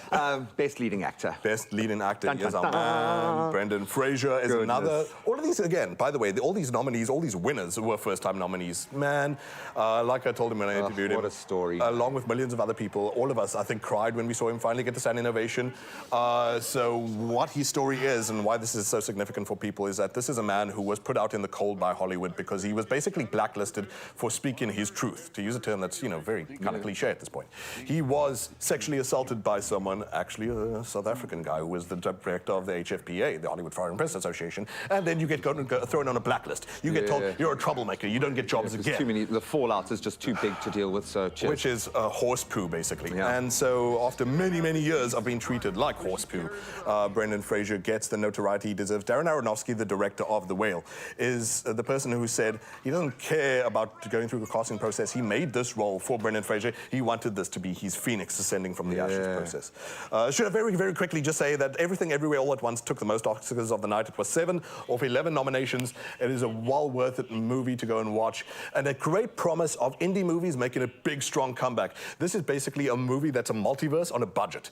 All the superhero movies could not achieve what Everything Everywhere All at Once did. It is tactile, it is fun, it has a big heart, and it's well worth your time and definitely deserved the best picture. Can I give you an honorary Oscar for some of the best coverage in your career, undoubtedly in the time that I've worked with you, buddy? No, you've done some amazing interviews this year. I'm going to take an honorary tip after Take an honorary nap, and we're going to continue to explore the joy of the Oscars, because we are here for that. Well, the Oscars is all everyone's talking about, and with the 95th Academy Awards that just took place on Sunday, we've heard it from JP Sebastian. Let's take a look at some of the performances, especially the ones that had us raising our eyebrows. Now, Rihanna is, of course, the lady we're putting the spotlight on. We have Shiraz ready here. Yes. I mean, what a big start to 2023 for Riri, being on 2 massive stages. Yeah. First one being the Super Bowl, and then also performing at the Oscars.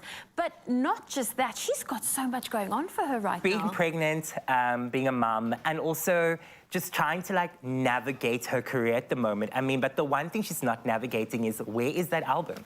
Yeah. We've been waiting for so long, and I'm like, you're giving us pregnancy, you're giving us Super Bowl performances, Oscar performances, but people are asking, where is the actual music? Maybe she's just telling... Literally. An iconic moment nonetheless. But I feel like Riri is, and I feel like these are not my words, so I'm echoing them, she's a performer. She is. And I think when it comes to today's day and age, if she has to bring out an album, it will probably receive so much critique. Exactly, it will. I think it may also just be a moment that may break or damage her career.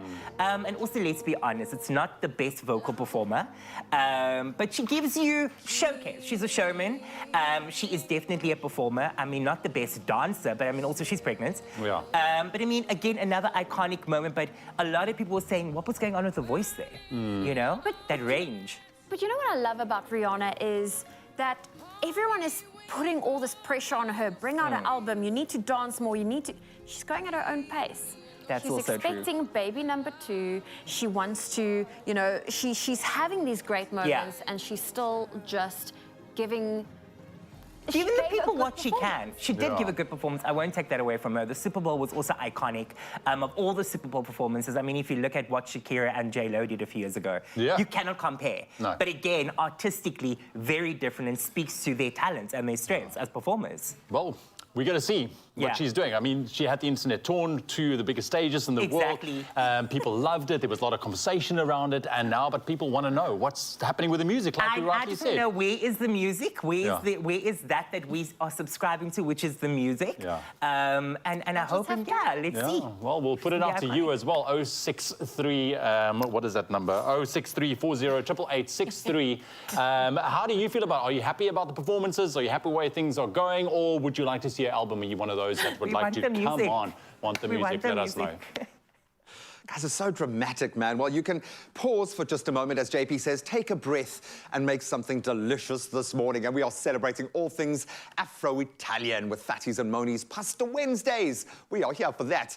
And in fact, we have one of our viewers on the line right now, Bushra Adams, who shared a delicious-looking creamy cashew and herb pasta idea with us. Bushra, very good morning. How are you?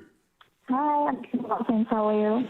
I'm very good. All the better for connecting with you this morning. We've been having so much fun looking at different ways of injecting a little bit of that South African flair and flavor into our Afro-Italian dishes. You had an amazing idea. So what inspired your dish? Mostly what I had in the fridge. 100%, and that's what it's about. In our kitchen, it's about finding what you've got in the fridge and enjoying it, just finding a way to make it work. Well, we are so happy to announce that you truly encompassed exactly what Ama Italiano is all about. So, bellissima, congratulations, you are our first Fatties and Modi's competition winner. You have just won yourself a brand new NutriBullets and Fatties and Modi's product voucher with 500 Nice. Thank you. Oh, Bushra, congratulations. How does that make you feel? Like I've been wanting it for a long time, and yeah, and now I have it. Oh, man, well, it's going to help you a lot in the kitchen because I have a feeling you spend a lot of time there. Enjoy it, and thank you for inspiring us this morning. But, Bushra, congratulations. Have the most amazing day. Thank you so much. I love that. That's well, we are lovely. inspired, my friends. So it's really International Ravioli Day. It really is. So we're not going to make ravioli because we've got two amazing Italian chefs. Yeah, exactly. We're not going to go there, but we are using linguine.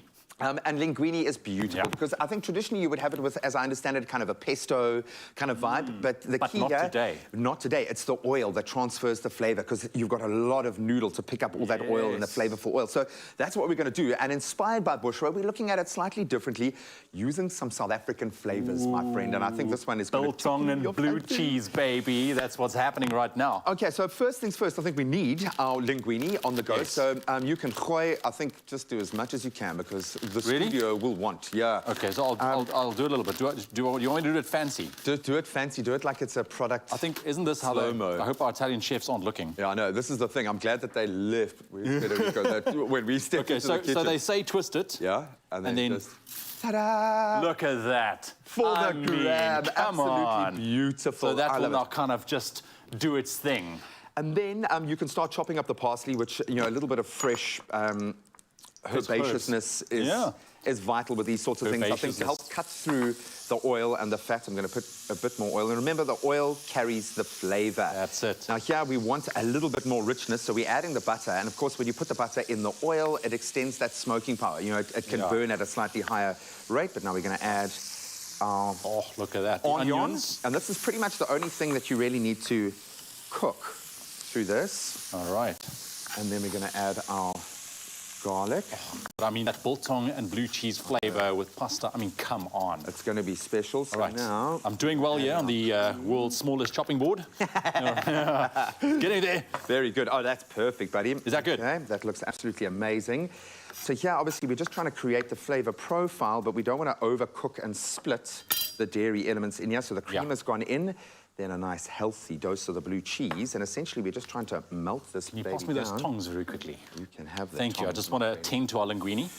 Then we've got a bit of our shaved biltong going in, and again, we're not trying to cook the biltong. We just want to combine the flavors. Because it's cooked already. It's cooked already. It's cooking. Air cooked. I love this, and this is the vibe here. If you're looking to have a little bit of fun with your pasta, we have got so much culinary inspiration locally that you can have fun, but you know what your family likes. And Fatties and Moni's Bellissimo range is there when you need it. Guaranteed quality, Italian-inspired pasta linguine, as I said, traditionally paired with a pesto, but I think would be delicious with anything that's oil-based. Maybe even fish sauces as well, something for a stir-fry possibly, because it carries so much of that flavor. So now, what we're going to do, my friend, is just compile, so that's... Combile. That's a new term that we use in the kitchen. Oh, but that smells absolutely amazing. So we let that melt down. Rich. That's what it is. Can I grab those? Oh, don't worry, I've got one of these here. So now you literally just simply put it all together. Do you mind? I do not mind. Grabbing, what would you like me to do? Don't burn your hands and bring that sauce. I've got these things. Over this, and I suppose you could mix in the sauce, or you could have a bit of separation. And look, essentially, you want to actually heat this up a little more, let it thicken up a little bit more as well. And here's the thing, you can go one of two routes here. You can put the pasta in the sauce, mix it through, or I quite like a bit of separation from the pasta and the sauce. So you can do that then. All right. Add our beautiful sauce. Should I just pour it in. Come on, come on, come on. Oh, mama. It smells absolutely amazing. And then we top it off with a little bit of our biltong and our croutons. And there we have it. Amazing. Simple, easy, delicious. And a crowd pleaser. And make a lot, because people will love it. And if you truly love your pasta like us and are proudly Ama Italiano, then show us. Prove it in this week's hashtag Fatties and Monies Wednesday Challenge. And this is how you can do it. If you love your pasta and you're proudly Italiano, then show it in the all-new hashtag Fatties and Monies Wednesday Challenge.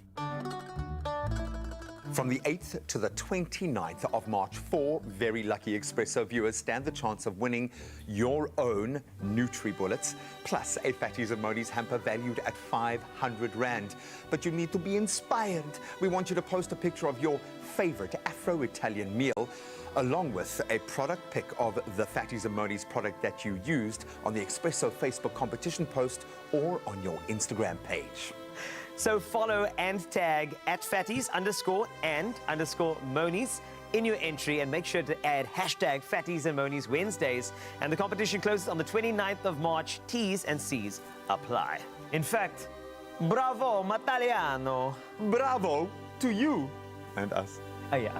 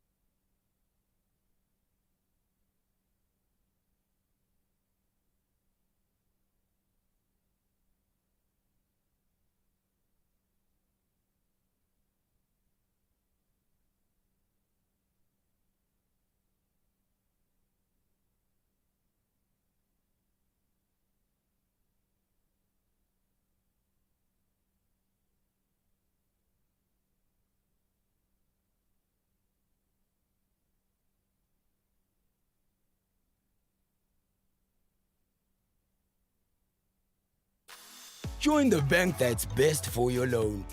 Choose up to 200 Rand cashback monthly with a personal loan.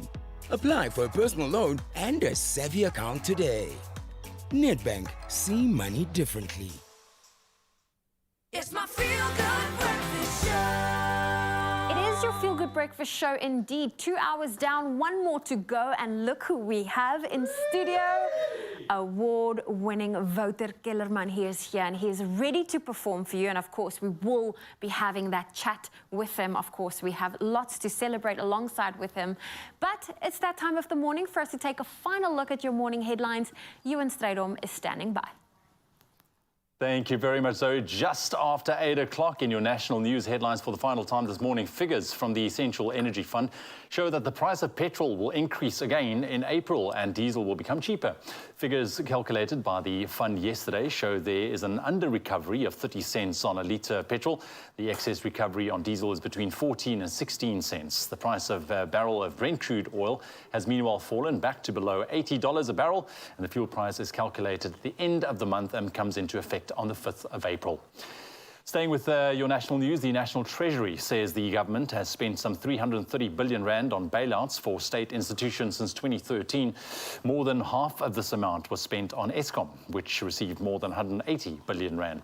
The Deputy Director General Duncan Peterson told Parliament's Standing Committee on Public Accounts that many government institutions are struggling as their board don't have the capacity to fulfill their outside role. He says that many of the state institutions' performance has deteriorated in the past decade, causing a negative impact on the fiscal framework. And then international news headlines this morning. Nigeria's Election Commission has promised to hand over immediately to the opposition all material linked to last month's disputed presidential poll. The chairperson of the commission, Mahmoud Yakubu, said it had nothing to hide. The opposition leader, or opposition Labour Party rather, and the People's Democratic Party wants access to the election data in order to back up a legal challenge as a result. They have just over a week to file their case. Official results show the presidential poll was won by the governing party candidate Bola Tinubu. And Russian authorities say an agreement that allows Ukraine to export grain through ports in the Black Sea has been extended by 60 days. Russia and Ukraine signed the UN-backed deal in Turkey in July last year. In terms of this agreement, millions of tons of grain were exported from Ukrainian ports. However, according to Russia, the agreement was only extended for half of the original 120-day renewal term. Meanwhile, the UN has indicated it will do everything in its power to ensure that the integrity of the agreement is maintained. And finishing off on a lighter note, as fashion takes much of our show's center stage this morning, the name of Max Alexander has to be mentioned. The aspiring American dressmaker is taking the internet by storm, with some of his pieces already selling for more than 20,000 rand each. Not bad for a 6-year-old. Now, that's correct. He is only 6 years old. Now, Mom Sherry says one day when he was about 4, Max came to her and proclaimed, "I am a dressmaker." So Mom bought him a mannequin and taught him how to sew. And at the age of 5, he hosted his first fashion show in the garden. Now, Max is a sought-after designer and has a healthy Instagram following of more than 1 million followers. He has since expanded his creations to include bags, scarves, swimwear, jackets, and many, many more. And currently, he's working towards his second runway show, and his future dreams, well, owning his own fashion house. Couture to the max. But Mom Sherry says he's also still just a little boy who loves to play with paper airplanes. Not like a wonderful, wonderful story, but I think we're going to see lots to come from little Max in the future. That's your hair news headlines for this Tuesday morning. Let's take a look now at your roads and weather.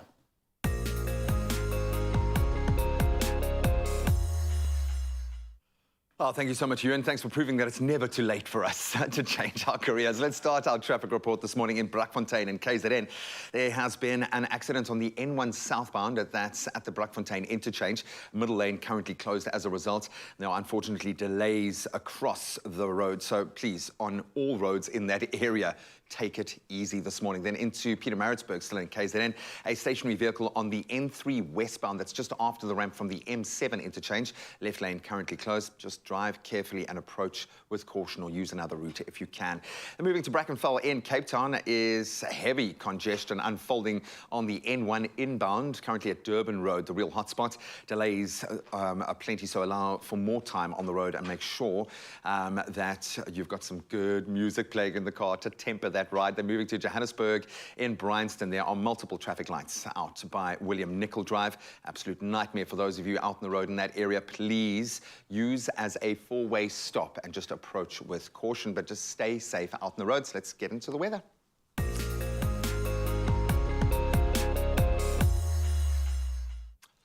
So we have to obviously return to a weather story that has continued to evolve, and for the longest time, Tropical Cyclone Freddy, now the extremely long-lived, powerful and very destructive and deadly tropical cyclone, is now officially the longest-lived on record, with the highest accumulated energy of any other one. And it's still lashing Malawi as we speak, where disaster management authorities say the country's death toll has now risen to some 200. And about 600 people were also injured and 37 are still missing. And the government has declared a state of emergency in 10 of its southern districts. The cyclone hit Mozambique for the second time this weekend and led to several losses of life and large-scale damage in Malawi and Mozambique. And Freddy will continue to bring strong winds and flooding rains to parts of Malawi today, with between 300 and 400 millimeters of rain expected across the southern parts of the country. After our very sobering weather news, let's lighten the mood with some of your beautiful sunrise views. And we start with Werner from Burville, who showed off a gracious view filled with nature. I love that. The sun peeking through the beautiful greens. Then Winston from Kimberley, out and about enjoying the warm morning, shared with a view looking up at the beautiful pink clouds. That's how you want to start your day. Then Maureen in Durbanville on her balcony looking out and enjoying this beautiful pink horizon. Absolute magic. Thanks for that one. And then last up, one of our OGs. We love you, Louise G. Cherry, sharing another flawless photo out at the Vaal Dam. Beautiful trees, beautiful composition, absolutely breathtaking view. Thank you so much for that. Keep them coming. Share your morning views with us on 063-408-8863. All right, let's get into the temperatures and what you can expect today in Polokwane. 14 Yolo going up to 28, and Bombela 18 and 29. 70% chance of rain there. Pretoria ranging between 15 and 29. Johannesburg, slight chance of rain. 14 Yolo going up to 26. Mahikeng 15 and 28. Klerksdorp Yolo 14 going up to 29 degrees. Kimberley ranging between 15 and 32. Bloem 12 and 30. Richards Bay Yolo 19 going up to a max of 30. Pietermaritzburg similar 16 your low going up to 30 as a maximum. Down in Durbs, your low 22 going up to 29 degrees. Slight chance of rain in Mthatha as you kickstart your day on 17 degrees going up to 29. East London 20 is your low going up to 27 degrees. Craddock, you kickstart your day on 16, going up to 28 with a slight chance of rain. That chance of rain increases as we move to Abacha, 18 your low, going up to 25 today. Then George, you will get rain, 100% guaranteed, 17 your low, going up to 21 degrees today. The mother city, it's not the hottest day, but no rain, just cloud cover, 18 your low, going up to 27. Worcester, ranging between 18 and 29 with a chance of rain to temper the heat. Sutherland, ranging between 15 and 28, that temperature being kept down by a 40% chance of thunder showers. And then Uppington, no rain, lots of heat, 19 your low, going up to a max of 35 degrees. As always, stay hydrated, look after yourself, and as always, make sure, regardless of the weather, that it's a beautiful day. Thanks, G-Man. I still need to get used to that shaved hair of yours, but it is looking good. Well, we've been teasing you all morning, and we're going to keep you waiting just a little bit more. Wouter Kellerman, he's on your Feel Good Breakfast show, and we'll be chatting to him shortly, so stay tuned.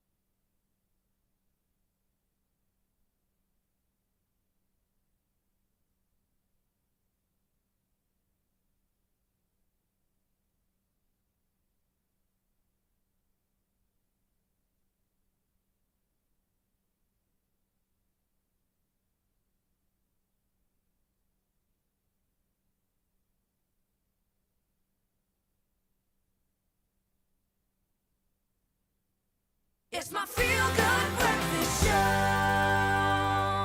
Welcome back. It is your Feel Good Breakfast Show, Expresso on S3.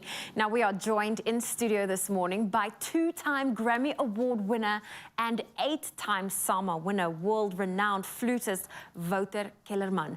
Now, Kellerman's first Grammy came in 2015 for his album Winds of Samsara. His second Grammy came just earlier this year for Best Global Music Performance for the song Bayete in collaboration with Nomcebo Zikode and Zakes Bantwini. Let's take a quick listen. But Wouter is here. Congratulations on your latest Grammy that you've won. Thank you, Zoe. It's so incredible. We were so surprised because, you know, in the first round, Justin Bieber had an entry, Ed Sheeran had an entry, and they didn't make the nomination shortlist, and we made the top 5, and we didn't expect it. Extra special for me, and also I've been waiting for nearly a decade after the first one, although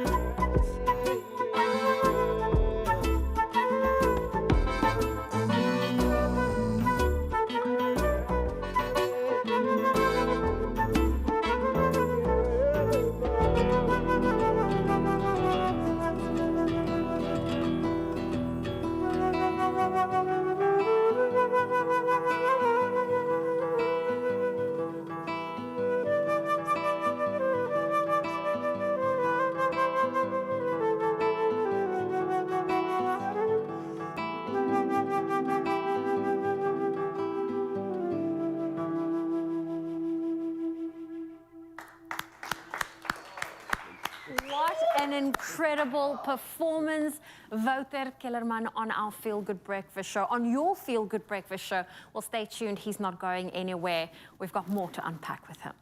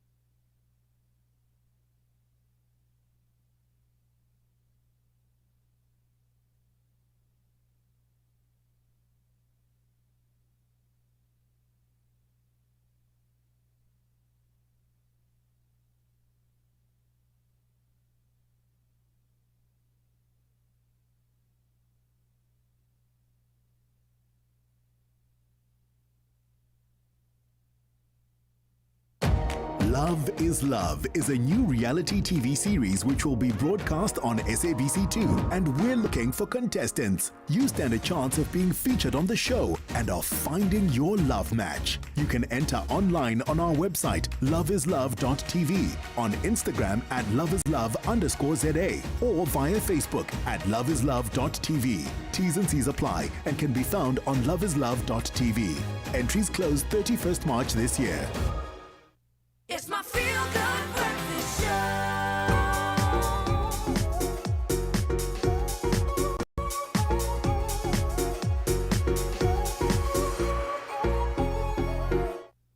Welcome back. I was going to do this. I was going to say welcome back to the show. You know everything. But look at that camera. Welcome back. In Italian, you're going to be welcome back. Bentornati. Bentornati, live. Bentornate live. I love it. That's amazing. Yes, welcome back to Cullen Hotline. Bling! Ting, ting, ting! It's been an amazing morning with the two of you. I don't know, we're gonna have to do this on a regular because the two of you have been absolutely amazing. We can come every day if you wanna. This afternoon. There's an afternoon show as well, Afternoon Express. We don't like sharing our people. You can stay with us, you can stay with us. But loving the dishes, our viewers at home are loving them absolutely. Like, they're just obsessed with it. We've got one more dish to do, and I like the fact that we're doing prawns because at Riva, we specialize in seafood. Yes. Exactly. So we're doing a prawn dish, and we're doing one of my favorite pastas, which is any filled pasta for me is an absolute win. What is the name of the filled pasta we're making today? It's called tortelloni. Then it's like a tortellini is a small one. You like eat especially with like broth, like a chicken broth or beef broth. So the small one, afterward tortelli, then is a medium size, and tortelloni is a big one. Tortelloni. So to be like, and it's like super like we try to leave it clean to the taste of the prawns. So we just take it out our 3 prawns. We put in the pan and we roasted the head. So they got a lot of taste with a bit of olive oil. And that's a good point because often people throw the heads away and they just take the prawn meat out and losing so much flavor when they discard the prawns. So how would you, does this dish itself have a name? With the filling, with the pasta, what would you call it? I call it my love ravioli. Wow. I don't know, something like that. There is doesn't have a name. It does now. No, you can, it does now. Okay, so while you're busy with the prawns, we're going to get started on that pasta. So we made the pasta in the first segment. Exactly. It's been resting. That's it. So let's go through a little masterclass for our viewers at home on how to roll out pasta. Okay, so first things, you take the dough, and you sprinkle some flour. Remember, when you do the ravioli, it's not like tagliatelle, because like one side of the sheet must be like quite humid. Okay. Otherwise, it's not gonna stick to each other. Gotcha. Okay. So we start like that. We prepare the dough,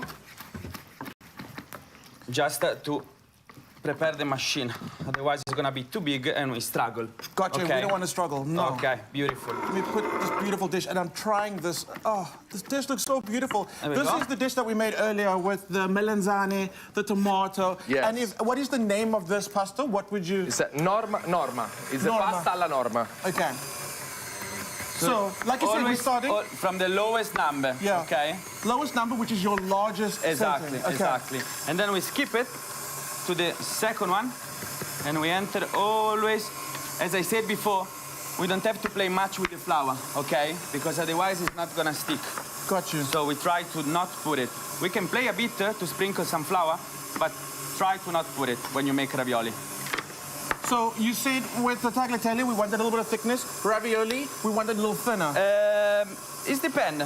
It depends of the feeling, because you don't want that your ravioli is gonna open while they're boiling in the water. So always, like, I recommend to you, like, always to keep like a bit of thickness in the pasta as well. Got you. Maybe it's gonna take like 1 extra minute in the boiling water, but you're gonna be sure that it's not gonna open. I mean, that would be so heartbreaking. You spend so much time making the pasta, making the filling, and then it pops in the water. Yeah, and like another tips, like when you do the pasta in the machine, try to use like the back of your hands always. Okay, so like you're able to control the machine with one hand. Got it? So now we. So yes, and obviously the back of our hand, a little softer, a little more surface area. Exactly. Yeah. So you're not going to break the pasta. Can I switch this one off for you? Yeah. Thank you. Cool. So we've got our beautiful sheet of pasta, and that was really quick to make. And I know that obviously. You want to hold it with me? Yes, let's do this. Look at that. This is what we want. And you using the back of the hand. Yeah, correct. There like we go. That. Beautiful. Perfect. Nicolo, jump in. Okay, grab a side. Jump in. So this is beautiful. This is amazing. South Africa. Oh South Africa. Yeah. This is the magic. So once you get our pasta down. Exactly. So you can sprinkle some flour at the bottom, because the bottom is not gonna make any difference.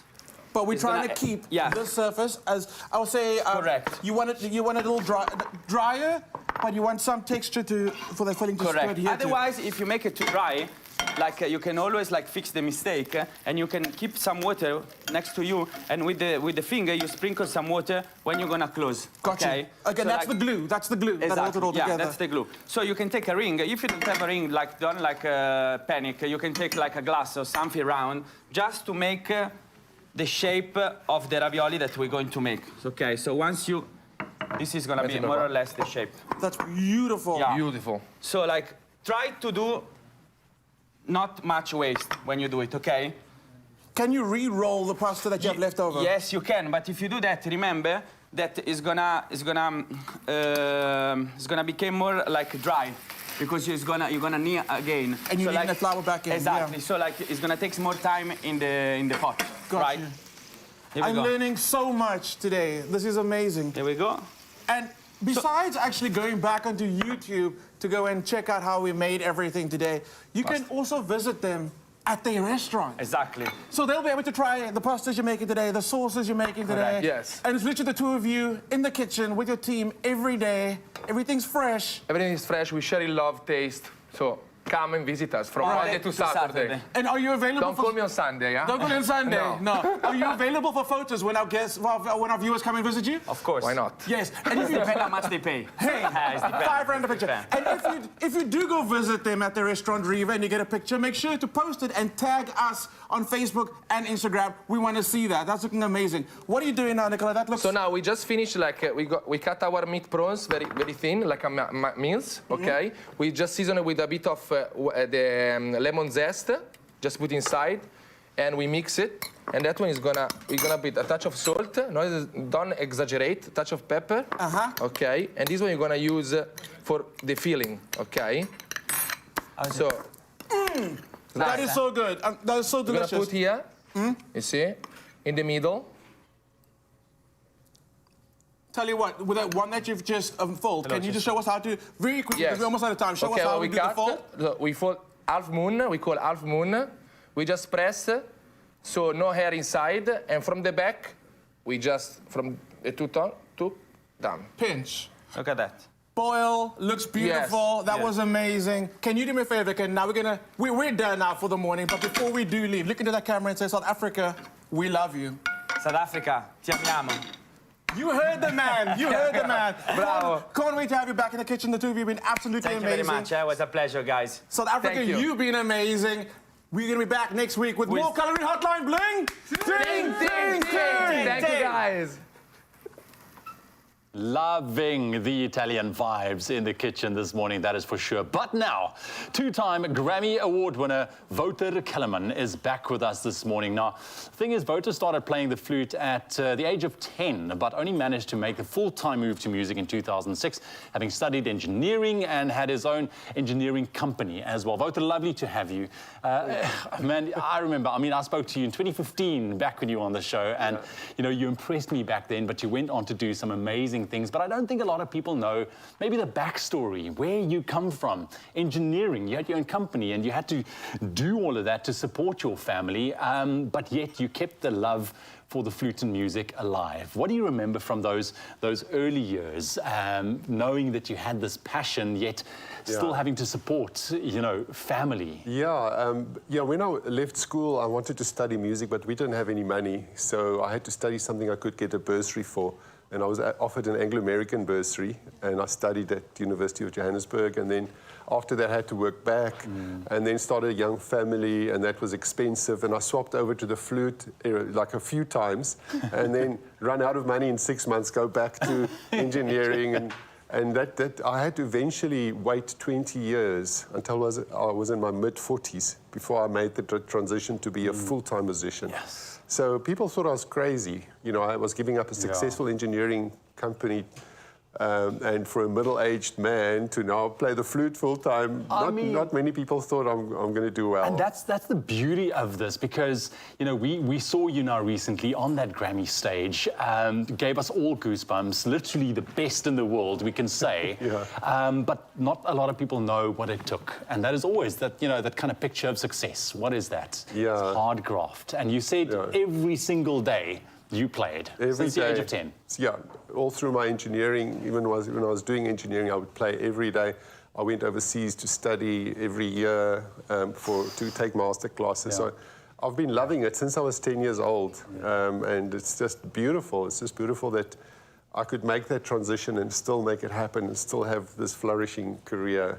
Man, and look, you're making not only us here in studio in South Africa and the world proud, you really do. So congratulations, man. It's so good to have you next to us on your Feel Good Breakfast Show. We are looking forward to your next performance. This is from your album Pangaea, last year nominated for a Grammy, Desert Moon. Is that what you can look forward to? Yeah, exactly. Okay, take it away. Wouter Kellerman, right here on your... I was ever on a epic hero's journey in the desert on the back of a camel looking for a magic lamp. That's the soundtrack I want to do it to. Thank you very much, Wouter Kellerman, two-time Grammy winner right here in studio. He's going to be back with more. Stick around.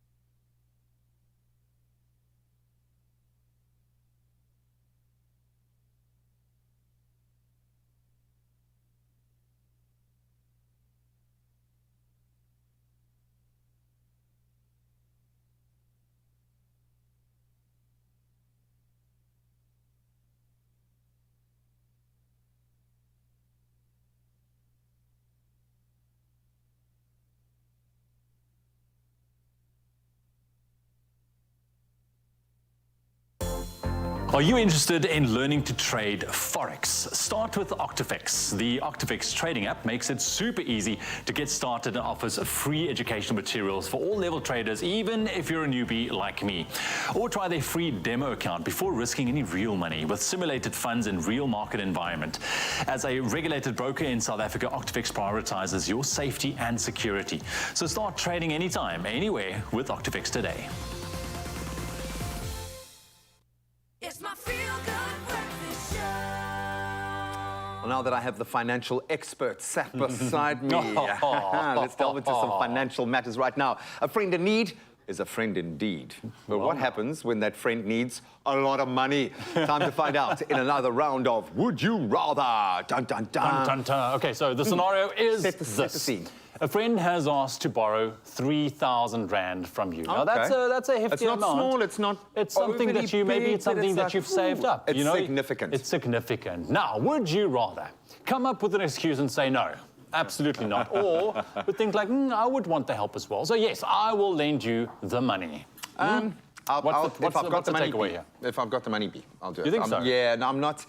But the thing is, we were discussing this previously. I've kind of gotten to the point that if I can afford to give the money, I will give you the money without that expectation of return. With 3,000 rand, you can kind of get away with. When we start knocking on bigger amounts, 20,000, 30,000, 40,000, that's more of an agreement, and it's a different understanding. Look, there's always this kind of general rule of thumb, I would say, that says never lend money to family or friends. Yeah. You know what I'm saying? Rather, if you can give the money. Yeah. You know, because I mean, a lot of you, I'm sure, have been hurt by this because you want to get your money back. But so rather, if you can give it. That's my opinion. But you're hardcore, so would you cook up an excuse and just say, no? Look, I love the fact what my dad did for me, you know, when I went to study a diploma in fitness or whatnot. He's like, I'll borrow you the money, I'll give it to you, but I'll make you sign something. And if you don't fulfill it, you don't go and work as a fitness professional, you pay me back. That's your dad drilling through the door right now I love to get it. it. He's He's here, he's knocking, he's coming. You're not a fitness professional. But it's a valuable lesson. For sure. You know what I'm saying? So that's the point. But yeah, we want to ask you as well. What would you say? Let's see what everyone's thinking. So Shireen weighing in immediately, as she often does. We love you, Shireen. A bit of a scenario, because when you borrow money between friends, it could ruin your friendship. Yeah, absolutely. Then also, if the friend is in a very difficult position, I would consider, especially when it's someone trustworthy. And it takes a lot for a person to ask for financial help. Bear that in mind. So it's, hopefully they're not coming there lightly. Yeah, no, absolutely. Look, you get both sides of that spectrum as well. You know, that's a very difficult asking because of being very proud, and the others just, come on, man, you've got it. Anyways, Hlongwane says, I just come up with an excuse and say no, because when it's time to pay back the money, they'll come up with excuses and end up without getting your money back. Somebody's been burnt. Somebody's felt the pain. We can relate, man. Michelle van Rooyen saying, option A is I won't be able to help, but don't want to feel bad saying no. Oh, you put a whole different slant on this, but at least you're managing your own expectation there. But also, you would feel, especially if it's a close friend in need, not being able to help them is going to be heartbreaking. I get that. Absolutely. Zintle says, I have first-hand experience in that it's a huge aid for me. In fact, no beating about the bush, just straight up no, I don't want to do it. Yeah, and maybe that's the way you need to approach it. And I think often when a person is going through something like that, they need practicality. They don't need judgment. So if you can't help them, just explain why you can't help and leave it at that and see if you can help in other ways. Maybe it's a good way of reframing this. Because I know it is a very difficult thing on both sides of that coin, man. But at least you've got your friends. Either way. Exactly. Now, when in need, rather rely on the bank. That's the best for you and your money. As a Nedbank client, you can get 200 Rand cash back every month for the duration of your loan when you take out a personal loan and open a Savvy account. Now, for more information, you can visit the website nedbank.co.za. Join the bank that's best for your loan. Choose up to 200 Rand cash back monthly with a personal loan. Apply for a personal loan and a Savvy account today. Nedbank, see money differently.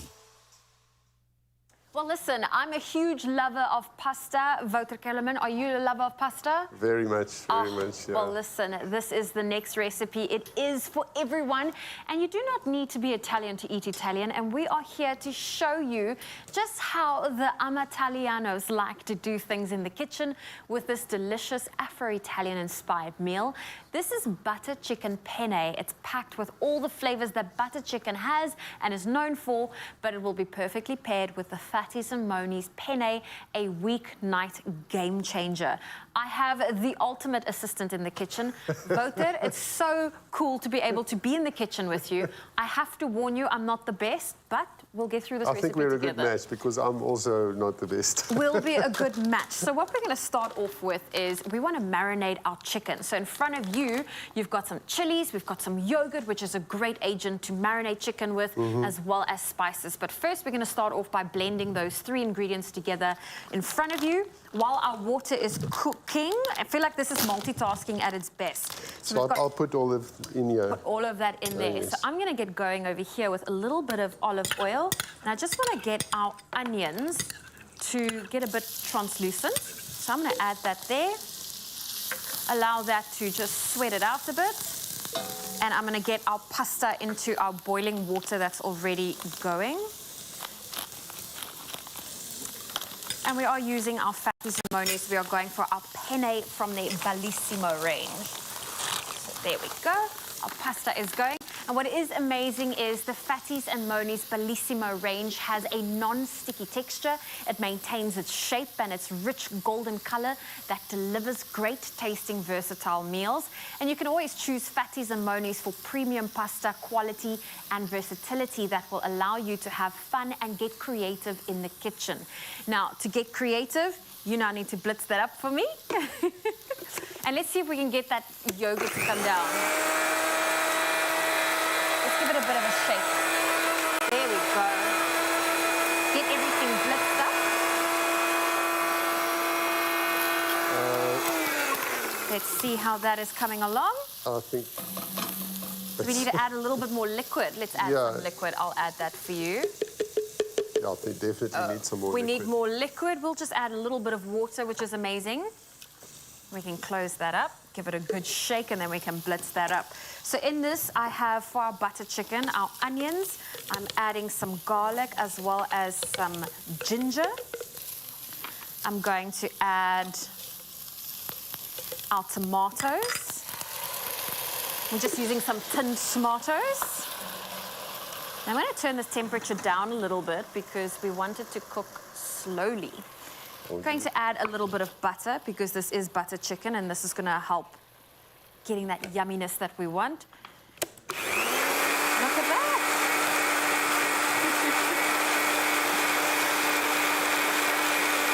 That's looking better. Much better. Now, Wouter, I mean, we are making a delicious butter chicken pasta here, but what's one of your go-to pasta dishes? Do you have a favorite? You know, I like to put salmon, you know, like a salmon pasta dish is my favorite, yeah. Oh, fantastic. Do you just go for the salmon or do you add more?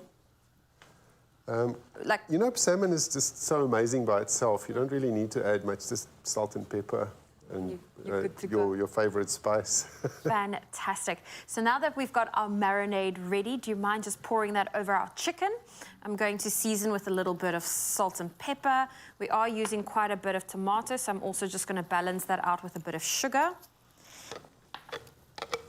And we're going to add some of our chicken stock. You can obviously go with veggie stock, but we are making a butter chicken curry sauce here. And that's going to work beautifully together. Okay, we give that a good mixture. Have you ever had a butter chicken pasta? I actually have. You have? This will be my first. I love butter chicken in general. So whether it's with pasta or, you know, I think it's just delicious. As a curry. Yeah. That is perfect. I will add that to our pan that we've got here. And this will all cook through. Thank you, Wouter. We'll add our chicken to our dish. And this is going to cook through until everything is cooked properly. And we will be left with a delicious butter chicken sauce. Now, we've got our pasta here that's already ready. Are you someone that loves to coat the mixture into the pasta, or you prefer putting the pasta down first and then your toppings? I like to coat it. You like to coat? Yeah. Well, listen, we are going to coat this. So I'm just going to let's move the pasta into our dish because we want it more saucy. So we're going to add some pasta. And I feel like we have the guys on standby because I know they would love to come and taste as well. We'll give that a good coating. all the tools here. Wouter, I am not the best in the kitchen, but we try. There we go. Yeah. Give it a good coating. You want a nice good sauce. Looks good. Fantastic. And then we're going to pop this into the oven. So now that we've coated everything, we're going to put this into our oven dish, top it off with cheese. That goes into the oven. And there you have your own butter chicken pasta dish. Look at that. Do you love a lot of cheese on your pasta? You can't have too much cheese. True, true. So we'll finish this off over here. Gents, I feel like, Graham, you need to come on into the kitchen. Oh, thank you, Lord. Thank you so much. Have a bit here's of a the thing, taste. okay? So in my many, many moons of doing this job, okay, I've never got to dish up a meal for a Grammy Award winner, okay? Never in my career of 10,000 interviews. So please, I need to have just a small hand in this. And by that, I mean I'm going to dish up for myself as well. This looks absolutely amazing. Wouter said lots of cheese, so I'm just following I'm going to try and get instructions. the crunchy bits in as well, because I like that when the cheese gets a bit of crunch. And that will go into the oven until all the cheese is melted. This looks spectacular. Oh, and that hit of curry, joy, and love. I'm going to claim it. I've just made breakfast for a Grammy Award winner. Have you ever had pasta for breakfast? Take it, sir. Yay! I hope this leads to the next. I'm usually sleeping at this time still. But I'll take it. Oh. What a fantastic way to wake up. Oh, you know, we always do things differently here on your Feel Good Breakfast show. Give an award-winning flutist a pasta that has, you know, like what you would typically have for lunch or dinner. But hey, we have it for breakfast here on your Feel Good I Breakfast think show. I'm going to make a switch to being a food judge. Yeah, you could probably do it as well. I think that would give you an open entry. Oh, well, there we go. Thank you. We get the stamp of approval. Delicious. Oh, amazing. Well, if you want to get your hands on this delicious recipe, remember, if you are truly love pasta and you're proudly ama Italiano, then show it in the hashtag Fatties and Monies Wednesday challenge. And if you're wondering how, well, here's how. If you love your pasta and you're proudly Italiano, then show it in the all-new hashtag Fatties and Monies Wednesday challenge. From the 8th to the 29th of March, 4 very lucky Expresso viewers stand the chance of winning your own NutriBullets, plus a Fatties and Monies hamper valued at 500 Rand. But you need to be inspired. We want you to post a picture of your favorite Afro-Italian meal, along with a product pic of the Fatties and Monies product that you used on the Expresso Facebook competition post or on your Instagram page. So follow and tag at Fatties_and_Monies in your entry, and make sure to add hashtag Fatties and Monies Wednesdays. And the competition closes on the 29th of March. T's and C's apply. In fact, bravo, Mataliano. Bravo to you and us. Oh, yeah.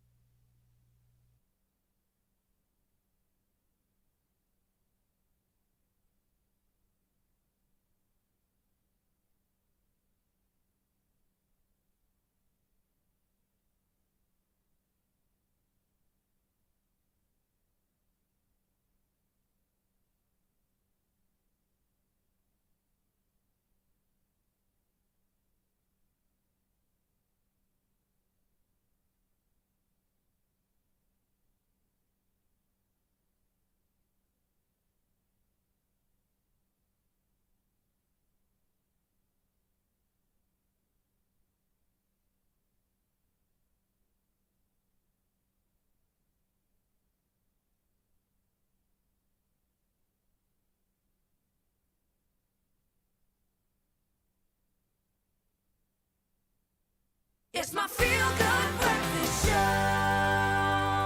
Welcome back. You can very clearly see we are buzzing this morning because we've got Wouter Kellerman, one of our absolute favorites on the show.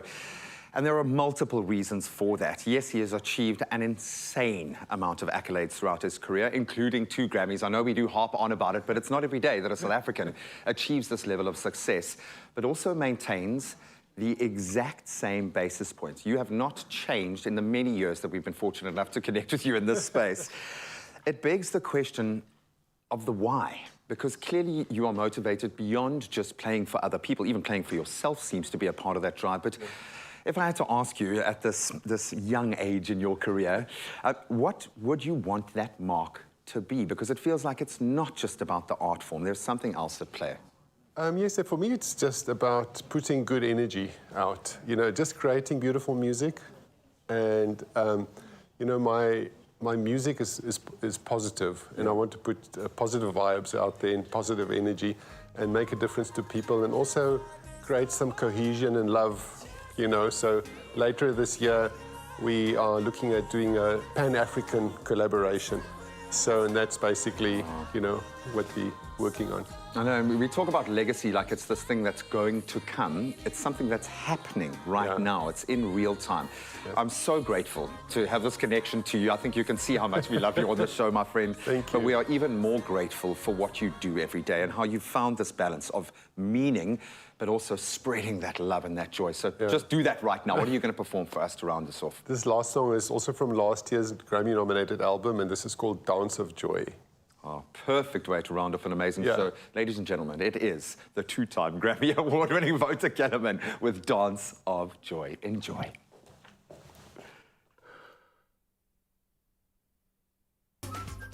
Better food choices never tasted so good, nor were they ever so easy as the range of healthy living options. Made with love by Clover. Another feel-good production.